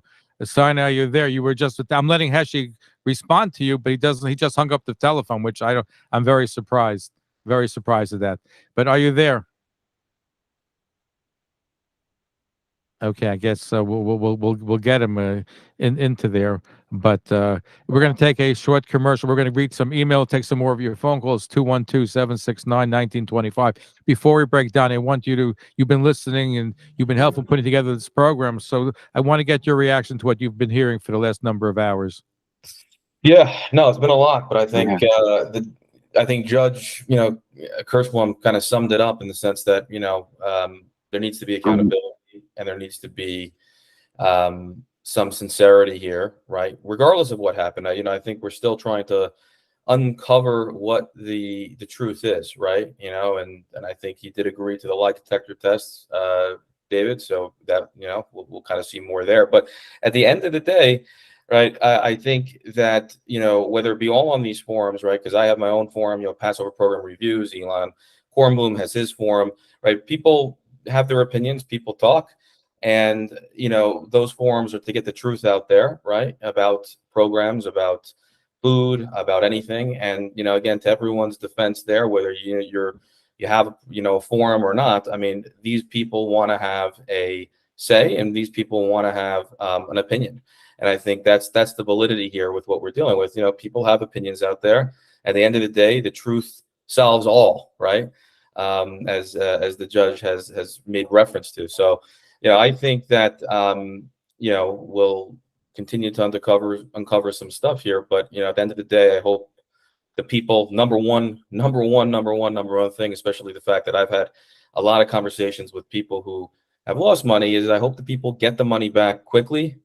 I hope they have a beautiful time on another Pesach program the following year, and I hope they're able to recover from this. That's the number one thing that I have here. Okay, we're speaking, and we had Heshy Goldstein. He is the proprietor of Aria Hospitalities, and he was here to answer questions about what happened to the money, the timeline, other programs, and he just hung up. He didn't like the way, I guess, the questions were going. But the point is, though, people do want to be made whole. I have know personally with Heshy Goldstein. He's making it personal. And even when the judge asked him questions, he's trying to make it personal. But here's a lot of people who are affected by this Pesach program that went belly up, and they lost a lot of money. I know one person lost over $50-some thousand. I spoke to that individual, and many other people, and they just want to know what's happening as far as getting the money back. And we try to get some answers for you tonight. And I'm not sure we're able to get the answers if we know more than we did at the beginning of the program. But Doni Schwartz is with us, Passover Listings. And we appreciate the judge. David Kirshblum was with us as well. He's a former judge.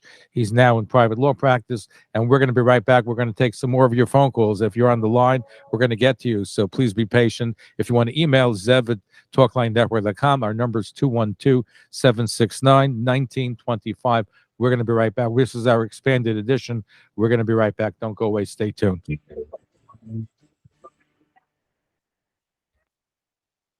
We're the people of the book, so where's yours? Have you ever wanted to write and publish your own book? Are you concerned that your family, friends, and colleagues will never know how you did all the great things in your life? I'm New York Times best-selling author Michael Levin, and books are my babies. My company, Jewish Leaders Books, writes and publishes books by Jewish leaders, people who lead in their companies, their communities, their synagogues, their philanthropies, and their families. We don't just write the book for you. We can publish your book on Amazon and provide Simon & Schuster distribution into Barnes & Nobles and even airport bookstores. We're working with Zev Brenner and Talkline to bring our unique service to Zev's audience. Let your stories come to life with Jewish Leaders Books. Reach out to Zev today at 212-769-1925, extension 100, or email him at zevbrenner@gmail.com, and we'll see you on the bestseller list. Hi, this is Dov Tuzman. Tune in each Thursday night here on Talkline Network to my show, Equal Footing, 7 to 8 p.m. Eastern. It's live call-in radio. We tackle controversial subjects with an open mind but a critical eye, from mental health issues to relationship problems to politics. Tune in each Thursday night, Equal Footing, with me, Dov Tuzman, here on the Talkline Network. Pesach just ended, and I know that you're looking for real, honest reviews of how these Pesach programs actually were. And there's only one place to do that, and that's on PassoverListings.com. and on the #1 Facebook group out there called Passover Program Reviews. Check it out and provide comments and feedback, and enjoy. Paraflight, luxurious and private, our network of jets and helicopters provide stress-free corporate flights for discerning business owners and executives. Experience the Paraflight difference as we fly you from anywhere to anywhere, anytime. Call 844-538-1911. Jet and helicopter charters, 24/6 dispatch center, domestic and international, urgent flights, concierge service, ground transportation, gourmet kosher catering. Paraflight, we focus on your flights, you focus on your business. Call Sim Shane and the Paraflight team toll free at 844-538-1911. Paraflight, 844-538-1911. Experience the Paraflight difference. 844-538-1911. And just want to mention that the show is sponsored tonight in part by Simcha Brodsky Music. Give him an opportunity to see what he's all about. You can find him on all the streaming and social media platforms. So that's Simcha Brodsky Music for great entertainment. With Zev Brenner, America's premier Jewish broadcast on the air since 1981. And now, here's your host. We're back. We're taking your phone call. We have a lot of people waiting on the lines. We're going to get to you. Going to take some of your email questions. And Doni Schwartz is with Passover Listening to anything comprehensive dealing with Passover. He's the go-to guy. David Kirshblum is a former judge, and he's in private practice right now. And he's represented people such as Puffy Combs, Al Pacino, Mick Jagger. He's also written decisions that have been affirmed by the New York State Appellate Division. And let's take a call. Sinai Rubin was on last week. We wanted to put him together with Heshy. Heshy just hung up the phone on us. We wanted to have more of a conversation. But you were on the last week. In fact, you were called a criminal by Heshy, and he alleged all kinds of situations. So I want you to address that and what your relationship with Heshy was and is, and you have a handle of what's going on. So welcome back. Hi. Good to luck, Zev. How are you? Good to luck to all the listeners. Good to luck to all the listeners. I mean, he kind of the interview kind of speaks for itself. It was kind of like watching the Prince Andrew interview. It's kind of a little bit my fault the way this whole entire situation spiraled. The program that I did with him a couple of years ago, that he claims there were other investors. There's not one vendor, investor, staff member, customer that can make any allegations against me regarding the entire program. And the only reason, that was a program that I tailor-made myself. He claims that I invited a bunch of people right before Yom Tov. Those people were all paid for. And there was no doubt in the entire program leading up to it. But he alleged not about the program, that you took money from somebody else, diverted funds, and then he called you a criminal. Right. So there are no other investors, and just to be clear from anyone who's listening, that entire program was at my control, and there was nobody that had any say at all in the way I operated that. Which means that the entire hotel, the entire program that I designed, Heshy piggybacked off of. He invited, it gave him credibility, let's say with Rabbi Wallerstein, with Torah Anytime, with Arnava, and the next 2 years, this isn't a one-off thing. He's never actually created a Pesach program. I don't know if it was Doni on the phone, but I know that there were a lot of staff members my year in 2021 that didn't get paid, that came to me afterwards. They were all made whole with their checks. So I don't know exactly if Doni was one of those people that came to me. Well, can Doni still go to you and get paid for his, I think it's like $16,000, what he said he's owed for the matzahs or whatever he provided for the program? So that wasn't my program. You got paid for my program. There's no person that could come on and tell you that they didn't get paid for my program. I had over 1,000 people there, and yes, I did a lot of chesed before Yom Tov for different organizations, different people that didn't have anywhere to go. But that was already pre-planned. The food was already paid for. The hotel was already booked, and the registration itself was already done by my own staff and my own employees. So for Heshy to come on and insinuate there was any financial wrongdoing on my part is ludicrous. You see the way he deflects. I happen to know what happened to the money this year because I spoke to all the staff. I will challenge Heshy, and my investors put up $25,000 to go towards the victims. So for all of you listening out there, all Heshy has to do is to produce the transfers and to show that that's the reason why he didn't get the hotel, which means assuming there was a breach of contract for, let's say, $250,000, if he shows one more wire after that $70,000, I will give $25,000 to all of the victims. That will go towards the victims. Heshy has been doing this for a very long time, and the reason why people ask, how come people didn't know about it beforehand? You know, he talks about Lashon Hara and Rechilas. He's been going on and spreading, you know, any person he has an issue with, he takes it very personal. He spreads personal things about them. And he comes on a public platform, right, expecting, you know, to be asked questions. But when he's asked those questions, he has no response at all. He has zero sympathy, like everybody heard. He has zero sympathy. He has zero accountability. It's almost sociopathic behavior. I mean, I've never really seen anything like this. Zero remorse for anything. You know, if he's had these programs, and he said it himself, the only possible way that anybody will get paid back, and everybody should listen to this, because the only possible way that anyone can get paid back is if he does other successful programs, which means that the first year that we're not going to say his name, but, you know, all these investors are asking me to talk on their behalf, and all these customers are asking me to talk on their behalf. From all the years that he's owed money to, he has a lien on his house, he has bankruptcy proceedings, he has zero assets to his name. And I want to make another thing public for everybody to know, that money that people gave him on the week before and the days leading up to the event, a lot of those checks were made out to a landscaping company. They were made out to other things. All of that money was diverted. For him to insinuate that on Wednesday, only the Zells, there was no wire transfer. $25,000, Mr. Goldstein, if you produce any wire transfer that was done after that date. So you're providing the $25,000 for anybody to make you know, it seemed as if this some kind of financial miscalculation. You know, I did the program. I know exactly how the program works. And to make believe like you're not in communication and your staff doesn't go down to the location and the food deliveries, I want to see one email communication that the hotel asked them regarding any food or any deliveries, anything after March 15th. He was a breach of contract right from the beginning.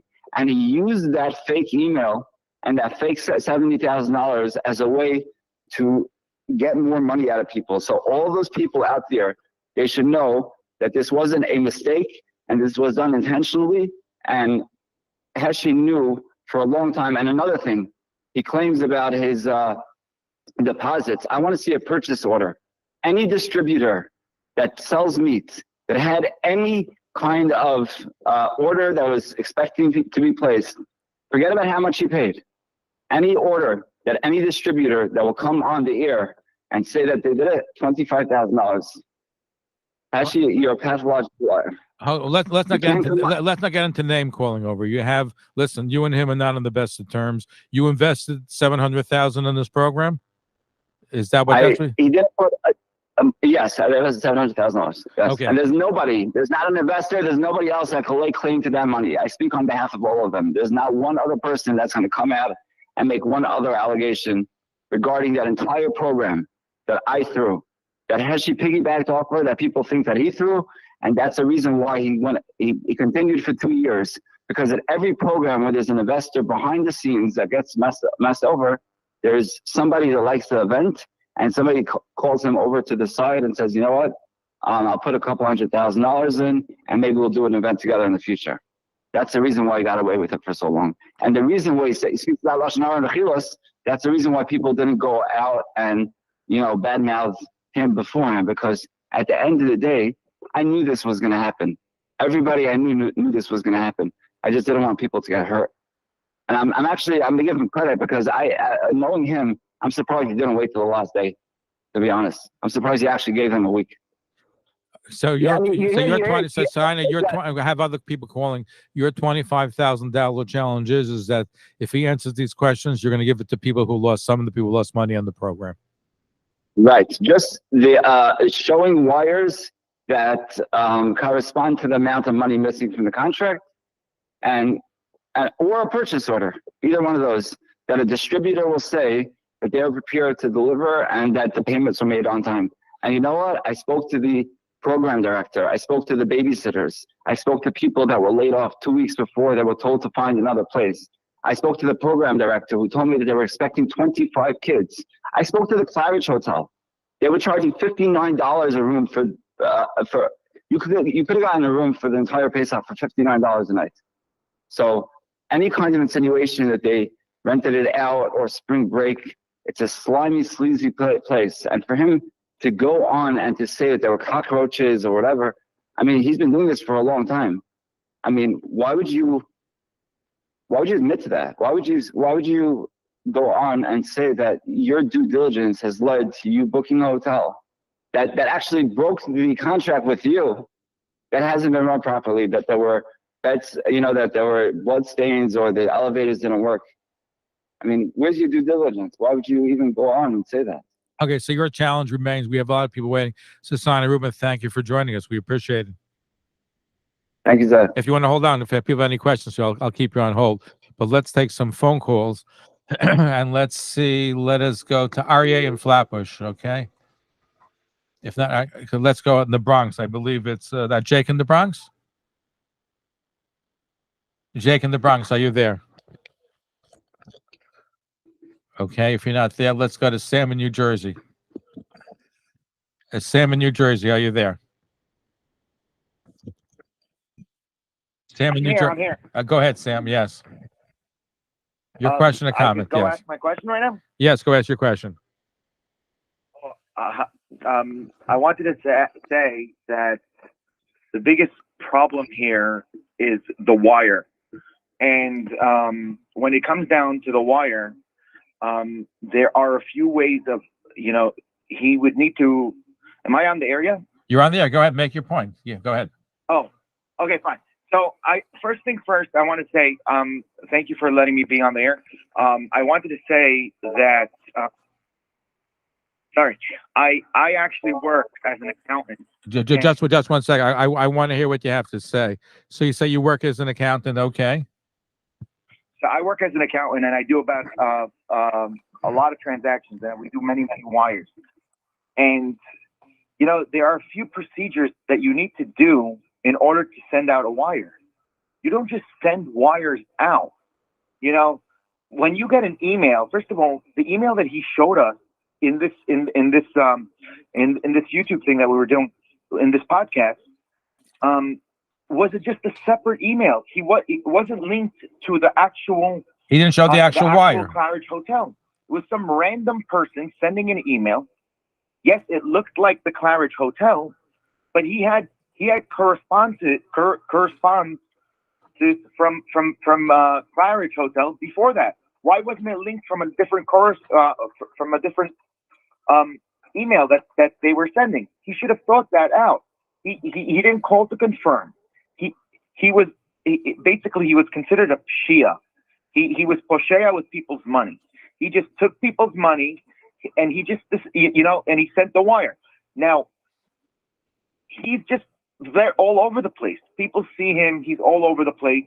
So the point that you want to make is he needed to hire some sort of person to take care of his money. And not only that, he also said guilty as charged when it comes to insurance. I've dealt with insurance claims before when it comes to taking out insurance. If he doesn't do the due diligence, insurance would have never covered for the wire fraud. Well, actually, the way I spoke to some of the people I spoke to some of the people who actually took out the insurance, by the way, and the $250 he recommended does not cover if the operator or the hotel doesn't operate. It only covers you for if you if you get sick and you can't go on the program. That's all it covers you for. I don't know if you're aware of that. No, but when with the first podcast, he went and he said guilty as charged. He never took out insurance for himself. Correct. You Correct. know. So when he said that, I thought to myself, oh, okay, fine. He probably didn't take insurance.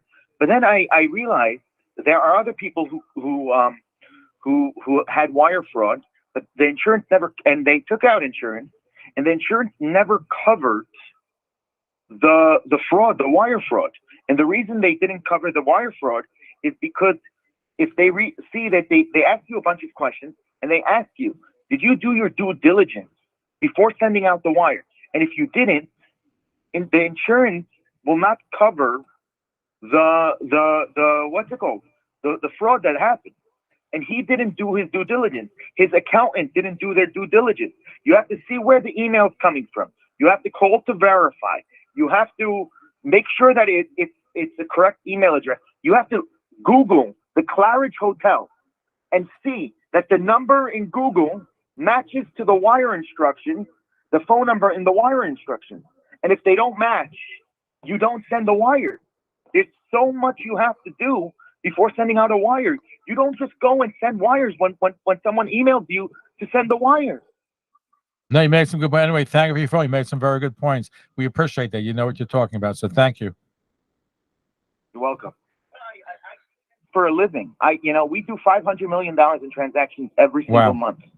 Wow. And when I hear the way he was, I feel bad for everybody who lost their money. Everybody's talking bad about himself. But the actual fraud, let's talk about the wire. And when you're talking about the wire, he was just negligent. He wasn't an honest, he was negligent. He just sent the money. They sent the money. He went based off his accountant. He had some sort of little bookkeeper who just decided to send out the wire. You can't be allowed to deal with money if you don't know how to deal with money. If you go I appreciate you. We're out of time. We have a lot of just people. 1 second, just one 30 more thing. seconds, One more thing. yeah. Well, if you go to a bank, when you send out the wire, they ask you questions. Did you verify? Did you send it out? And not only that, when I verify, whenever I'm about to send out a wire, I call up to verify. But that's as I'm sending out the wire. I'm verifying the instructions because maybe I might actually put a number wrong. Not only that, I also add another person to look at the wire while I'm sending the wire. They never did any of that. He didn't do any of that. He was just negligent, and he really, really should figure out what to do with the money. But now I'll also say one more thing. I don't really think he'll ever get the money back. I actually think maybe the best way to do it is to raise the money and just give people back their money, because I really feel bad for the people. Absolutely good suggestion. That may have to be done, but thank you for your phone call. Let me turn to Doni Schwartz. Thank you for being here with us and all your efforts. I know you're the place to go to for Passover listings. So I wanted to give you a thought about what's going on and the closing statement from your part. I know you have to go. Yeah, no, I mean, just, I want to thank everybody that jumped on and was able to give their perspective as well. I always, recommend everybody, when you're looking for Pesach, you're looking for Shavuos programs, Sukkot programs, Rosh Hashanah programs, summer, winter, what have you. Always do your due diligence. I think, as everyone has mentioned on here, look at real reviews from people who've actually attended the program. Try to get as much information as possible. I think there's a lot of sources out there outside our platforms, whether it be the Facebook group that a lot of on Passover program reviews, but there's a lot of really good sources out there, and always ask for references from real people who've been on the program. So I hope, again, everyone gets their money back, and there's, everyone's making good points, and thanks for having me on. Talk to you guys soon. Okay, so I appreciate that, and thank you for all your help, Doni, and thank you. We're trying to shed some light, and I hope everybody knows a little bit more than they do beforehand, hopefully. Okay, thank you, Doni. Moshe, we're going to get to in just a moment. Right. So, Doni, thank you, and hopefully we'll join you again on the air. Okay, let's go to Moshe. You have a question. Go ahead, Moshe. Yes, hello? Yes, you're on the air. Go ahead. I want to say that it's good that Heshy came back on the radio program tonight, Zev, because the emails that he showed on the screen, I've been watching for 2.5, 3 hours, the Photoshop job he did, cut and paste on the email from Clariter.com, was a bad job. Why? Because one of the emails from Jeffrey Marshall at clariger.com is in blue ink and underlined. Blue ink and underlined, the March 22nd, 2023 email. The other email from March 2nd is no blue ink and not underlined. So he couldn't even get the Photoshop job on the fake emails from clariger.com correct. He proved that he is the criminal, not the victim. And his wife is in it too. And he also told off Zev, Ilan and his wife before Pesach. He called them up and cursed them out. And all Ilan wanted to do is to help people get their money back. That's all he wanted. I know Ilan. Ilan's a good person. So, in fact, I wanted Ilan to be on the show, but Heshy was adamant that he wouldn't even talk to him on the air. But the fact is, though, that there has to be explanations. And the judge, you can chime in. All the judge made such a relevant. All you have to do is say, you know what, I feel bad for you. And all you have to do is say, I'm sorry, I'm trying to work and getting your money back. That's what Judge Kirshblum had said, which I think was a very reasonable request. Right, Judge? Okay, Judge, are you there?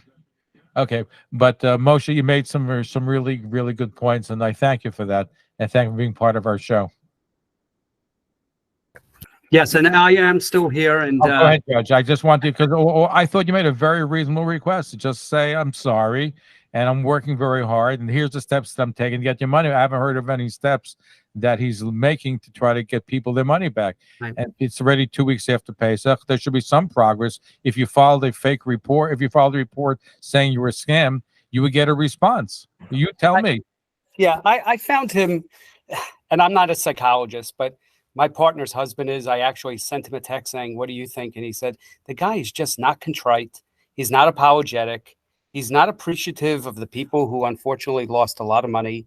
We would have just, if he really was on the side of tzedek and on the side of if we were to take everything he says and to suggest he's right, everything is as he sees it, he still should feel badly for the people who lost all that money. As I said at the outset, people make that assumption that if you're going on a Pesach program, you must be wealthy, you must have means to lose this money and still be able to carry on. But as you, Zev, and I saw, it's not always that way. Maybe in certain programs to the median income is a very significant one, but there are programs that are there for the people who can't make Pesach because of sickness or elderly or otherwise. And for them to have lost all this money, and this proprietor who had enough money to post in Jewish press and all the other forums, his advertising of the Claridge Hotel, he should, I'd like to say that he will think along the lines of how he appeared tonight and say, maybe I could have done a better job, but I don't think so. I think that there's a certain amount of ego and a certain amount of unwillingness to just appreciate that he really, even if he's on the side of having done everything right, people got hurt here. And at least on that account, he should just apologize, and he was unwilling to do so.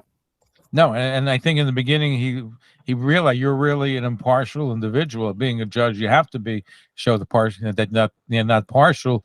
And then he turned on you at the end. All you said is just be empathetic, be sympathetic to people, which I thought was a very. I actually am hopeful. I texted also my law partner. I said, we do have a lie detector service that we utilize. I'm happy to make sure that they're available on Wednesday. I doubt he's going to show up. He avails himself of that. I doubt he's going to show up.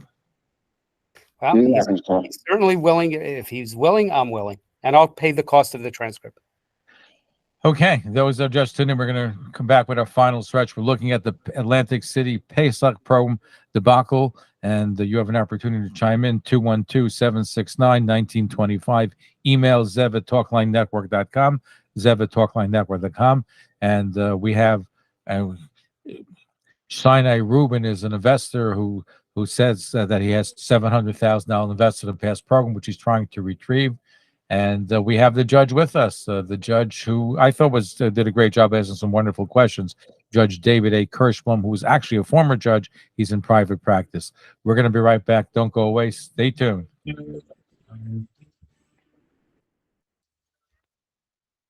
You are listening to Talkline Network Radio, America's longest-running Jewish broadcast network, the voice of the Jewish community. We're the people of the book, so where's yours? Have you ever wanted to write and publish your own book? Are you concerned that your family, friends, and colleagues will never know how you did all the great things in your life? I'm New York Times best-selling author Michael Levin, and books are my babies. My company, Jewish Leaders Books, writes and publishes books by Jewish leaders, people who lead in their companies, their communities, their synagogues, their philanthropies, and their families. We don't just write the book for you. We can publish your book on Amazon and provide Simon & Schuster distribution into Barnes & Nobles and even airport bookstores. We're working with Zev Brenner and Talkline to bring our unique service to Zev's audience. Let your stories come to life with Jewish Leaders Books. Reach out to Zev today at 212-769-1925, extension 100, or email him at zevbrenner@gmail.com, and we'll see you on the bestseller list. Hey, this is Alan Dershowitz, inviting you to tune into the Dersh Show, where we discuss the most important issues of the day. You know, the Dersh Show, all that's missing is the wits, and that's what I need you for, to provide the wits. We broadcast Monday through Thursday evenings at 11 p.m., courtesy of Rumble on WVIP 93.5 FM HD2, TalklineNetwork.com, and our 24-hour listening line at 641-793-0382. Please join us on the Dersh Show to really get a grasp of what's going on in our world today, and you'll hear it directly from me through my lens, which you know is always going to be your lens. So thank you.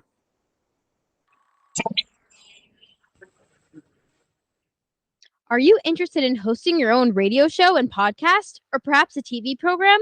Talkline Network can help you get on the air from 1 hour weekly to 24 hours a day. Ideal for ethnic, foreign language, medical, business, and religious broadcasting. We also have full-time radio stations for lease, as well as FM HD channels. For more information, please call 212-769-1925. That's 212-769-1925. Or email zevbrenner@gmail.com. Paraflight, luxurious and private, our network of jets and helicopters provides stress-free corporate flights for discerning business owners and executives. Experience the Paraflight difference as we fly you from anywhere to anywhere, anytime. Call 844-538-1911. Jet and helicopter charters, 24/6 dispatch center, domestic and international, urgent flights, concierge service, ground transportation, or make kosher catering. Paraflight, we focus on your flights, you focus on your business. Call Sim Shane and the Paraflight team toll free at 844-538-1911. Paraflight, 844-538-1911. Experience the Paraflight difference. 844-538-1911. You're listening to Talkline with Zev Pesach Brenner, just ended, and I America's know that premier you're Jewish looking for broadcast real, on the air honest since reviews of how these 1981. Pesach programs And now, actually here's work. your And there's host. only one place to do that, and that's on Passover listing. Okay, we're back. Our final stretch. Judge David Kirshblum, former judge. He's a private law practice, and he's giving us some practical advice for how to deal with scams. And Sinai Rubin was a partner with Heshy Goldstein in past programs, and he is alleging he's owed over $700,000. We're going to take some more phone calls, too. Let's go to, I believe it's Chaim in Brooklyn. Chaim in Brooklyn. Go ahead, Chaim in Brooklyn. You have a question or comment? Yeah, hi. Am I live on there? You're live on there. What's your question or comment? Okay, so I think this is a complicated issue that's getting more complicated, but can we simplify it and just directly speak to two people, either the Claridge Hotel or actually a performer, a rabbi who somebody was supposed to attend, and see if there was actually a full event being organized, they had contracts in place. Let's see the legitimacy of actually on the hotel side and on the performers and the rabbinical side that was supposed to come to the event. I think Sinai has some information about that, right, Sinai? Yeah, so I actually had spoken to Claridge Hotel. The Claridge Hotel confirmed that Heshy was in breach of contract. Due to litigation that they have against him, that they are taking him to court. They can't provide specifics, but they did confirm that there was no conference, that there was no convention. They didn't rent it out to anybody else, and the rooms were dirt cheap available. As far as that, we actually did speak to the FBI. Heshy's, claimed that he reached out to a certain friend of his who put him in contact. FBI is not a concierge service. You go and you file a claim, and whatever jurisdiction they assign the agent and whatever resources the other agent had, So I did speak to the FBI, and there has never been a claim filed by Heshy Goldstein alleging any kind of fraud. So the hotel is not going to talk, but they did confirm that he was in breach of contract. We do have the payments that he actually made to the hotel, but it's nowhere near the amount of money that was taken from victims as late as Wednesday. That money was diverted, and the money was never sent to anywhere besides to Heshy's family and friends. And there were checks and Zells made out, not to the program directly, and to other corporations or accounts. Anyway, thank you for your question. We appreciate that. Let me turn to the judge, and let me ask you, what legal recourse do people have that were on this program? Judge, you have to unmute your microphone. I apologize. It's difficult to gauge. Certainly, anybody who has been faced with this, they're certainly free to call my office. I can say it now or at a different point in time, 516-545-0059. It really depends. If they have a contract, then you could try and enforce the contract. If they don't have a contract, well, in New York State, there's something called the statute of frauds that you do need to reduce things in writing to be enforceable. And then when it comes to the Beis Din, it would seem would have a recourse when it comes to the Beis Din. But unfortunately, I don't even like, for traveling purposes, to secure insurance. But those insurances oftentimes find loopholes to not enforce. But I would suggest that anybody who faced this would give me a call in my office. I'm happy to help. Let's got your phone number, too, for your office. Yes, 516-545-0059. They could also reach me by email. David, D-A-V-I-D, the @sign, K is in Kentucky, T is in Thomas, lawgroup.com. David at ktlawgroup.com. And I hope that people will have the recourse. I don't want to say no or it won't happen.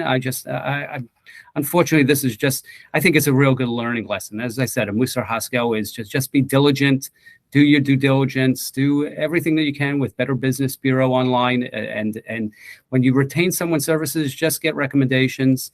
It's just unfortunate. It really is. And I feel very badly for those who faced all that financial loss. Judge, I want to squeeze in one or two more phone calls. Sure. Let's go to Baruch in New Jersey. Baruch in New Jersey, your question or comment. Go ahead. Hey, Zev. Hi, how are you? First of all, I just want to say it's really a pleasure speaking to you. I've been listening to you for years.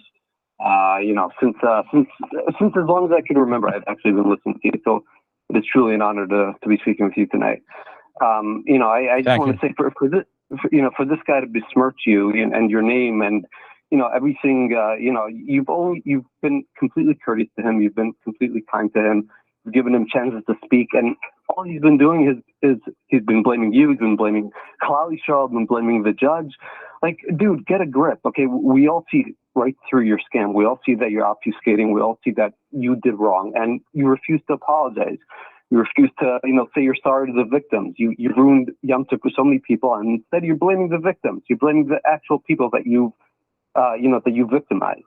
So, sir, shame on you. Shame for bringing, an embarrassment to the community, because the only Chilul Hashem that's been created is by you, by nobody else. Everyone just did, they paid money for what you advertised for, and you didn't come through. And instead of apologizing, instead of saying, hopefully this will never happen again and you'll learn from this, you blame people instead. So you're really the only person here to blame, and we're just listening for an explanation, and you refuse to provide any of it. You did a terrible job of presenting yourself, and you've just made the biggest Chilul Hashem. But, for you to bash Zev and for you to bash the judge and to bash all of Am Yisrael who've seen what you've done, that's a shame on you. You really should be ashamed. And well, listen, I agree with you, because all he had to do was say, listen, I feel bad. To be honest with you, if he sold only 200 rooms out of 430, that's less than half. Okay? Yeah. So it could be he didn't have enough of a commitment from people to do the program. He advertised it before. All he had to do was say it didn't work out. I'm sorry. And people even more so instead of all these stories with scamming, this, that. All he had to do was just be straightforward. I listened to your radio show with an open mind. You know, I wanted to give this guy a chance. I wanted to say, hey, let's hear his side of the story. And instead, all I got was BS. You know, I just got lies and obfuscating and pushing, blaming victims, blaming other people, blaming staff, blaming this, blaming that.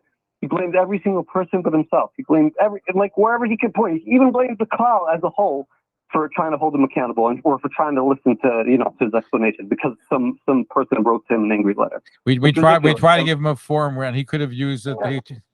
But anyway, and for him to bash you, Zev, you've really you've had so many great interviews through the years. Really, I remember the Turi Karta guy who was extremely anti-Israel his whole life, and you made him to become somewhat of a mensch. You got him to be to see the reality. You always provide people with with the platform, with the microphone to say their case. And for him to bash you is unacceptable. Zev, you have our full support. The judge. Thank you. I appreciate it. Good call. Keep on listening, and thank you for your good call. Thank you. Okay, you're on the air. Where are you calling from? Your first name. Where are you calling from? I'm Shia from New Jersey. Go ahead, Shia. Your question or comment? So here's my question. I mean, we all see right through this. It is what it is. So at this point, no one's getting any money back. It's from the way the average person sees it. There's no money there. There's no assets. And we've been through this. No one's getting money back. And like someone said, that I thought it was actually pretty funny, but it may be the truth. A GoFundMe page, something like that. What's our agenda now at this point? Why a lot of people lost financial. Well, by the way, you raised a very good point. If somebody wants to do why are we continuing to bury him? We all. It's not a question of burying him. But let me say this. I got a text from Heshy a couple of days ago say he wants to come on the program. Okay, so I said fine. He's willing, and we spoke, and we'd be willing to to talk about the situation. And I said from the get-go, give me a timeline. Let's get into the nitty-gritty. But he tried to manipulate and try to get things going, and didn't really answer most of the questions. All he had to do is. That means that we're at a dead end. Okay, exactly. And by the way, your idea, people want to do a GoFundMe page or raise money to do get it. the money, but why are we? I think at this point, I'm afraid. He wanted to be on, and we gave him the opportunity to be on. You gave him the opportunity. So now at this point, so we'll decide what we're going to do with the future. But anyway, thank you for your good phone call. Well, you're going to be the last caller for the evening. I believe it's Shmuel. Go ahead, Shmuel. Yes. Am I on? Yes. Quick question or comment. We're almost out of time. Oh, hey. So if anybody is actually curious, if you this is going to obviously be on YouTube, and if you, Zev, if you have the Google Meet version of this, you can actually see as he is portraying his emails, he's flicking through different chains. He was actually in breach of contract. January 27th, the hotel had sent him an email stating, and I'll quote what they wrote to him. Thanks for sending. Please also send me as we discuss your updated proposed payment schedule moving forward so I can run it by management for approval since you are currently in breach of contract. So this breach of contract, he actually started a breach of contract with the hotel about 2 months or month and a half prior to this whole thing going down. People should take a look. Anyway, the good point. Well, I will take a look at it. And the fact is, though, it's a week before Pesach, and he has not even halfway full from his commitment, and that might be the real reason why the program failed. But anyway, thank you for your phone call. Judge, let's give out that. I want to thank you for joining. Really provide a lot of balance to the program tonight. And if people want to get in touch with you, how can they do so? They can reach me either at my office phone number, 516-545-0059. We have a practice that specializes in 2 areas of law, elder law, Medicaid planning, trust and estates, probate administration. And being that I am a jurist or a former jurist of the New York State Unified Court System Family Court, I do, when I am contracted in a case that really needs tzedek, in matrimonial, divorces, custody, child support, spousal support, orders of protection, things of that nature. We're based in West Hempstead, but we practice in all of New York City, as well as Westchester County, Nassau, and Suffolk. Thank you very much. Thank you. We're going to have you back again. Thank you, Judge. Thank you, Sinai Rubin, for being with us. I'm sorry that you're 25,000. Yes. I just like to thank the judge. I know that a lot of the customers, Elon, I'm sure they would love to get in touch with the judge. And we'll I make do sure know we're that out of time, son. So I want to say thank you. And yeah. I thank you so much. And we're back today, Sunday. We are back on WOR 710, 9 o'clock.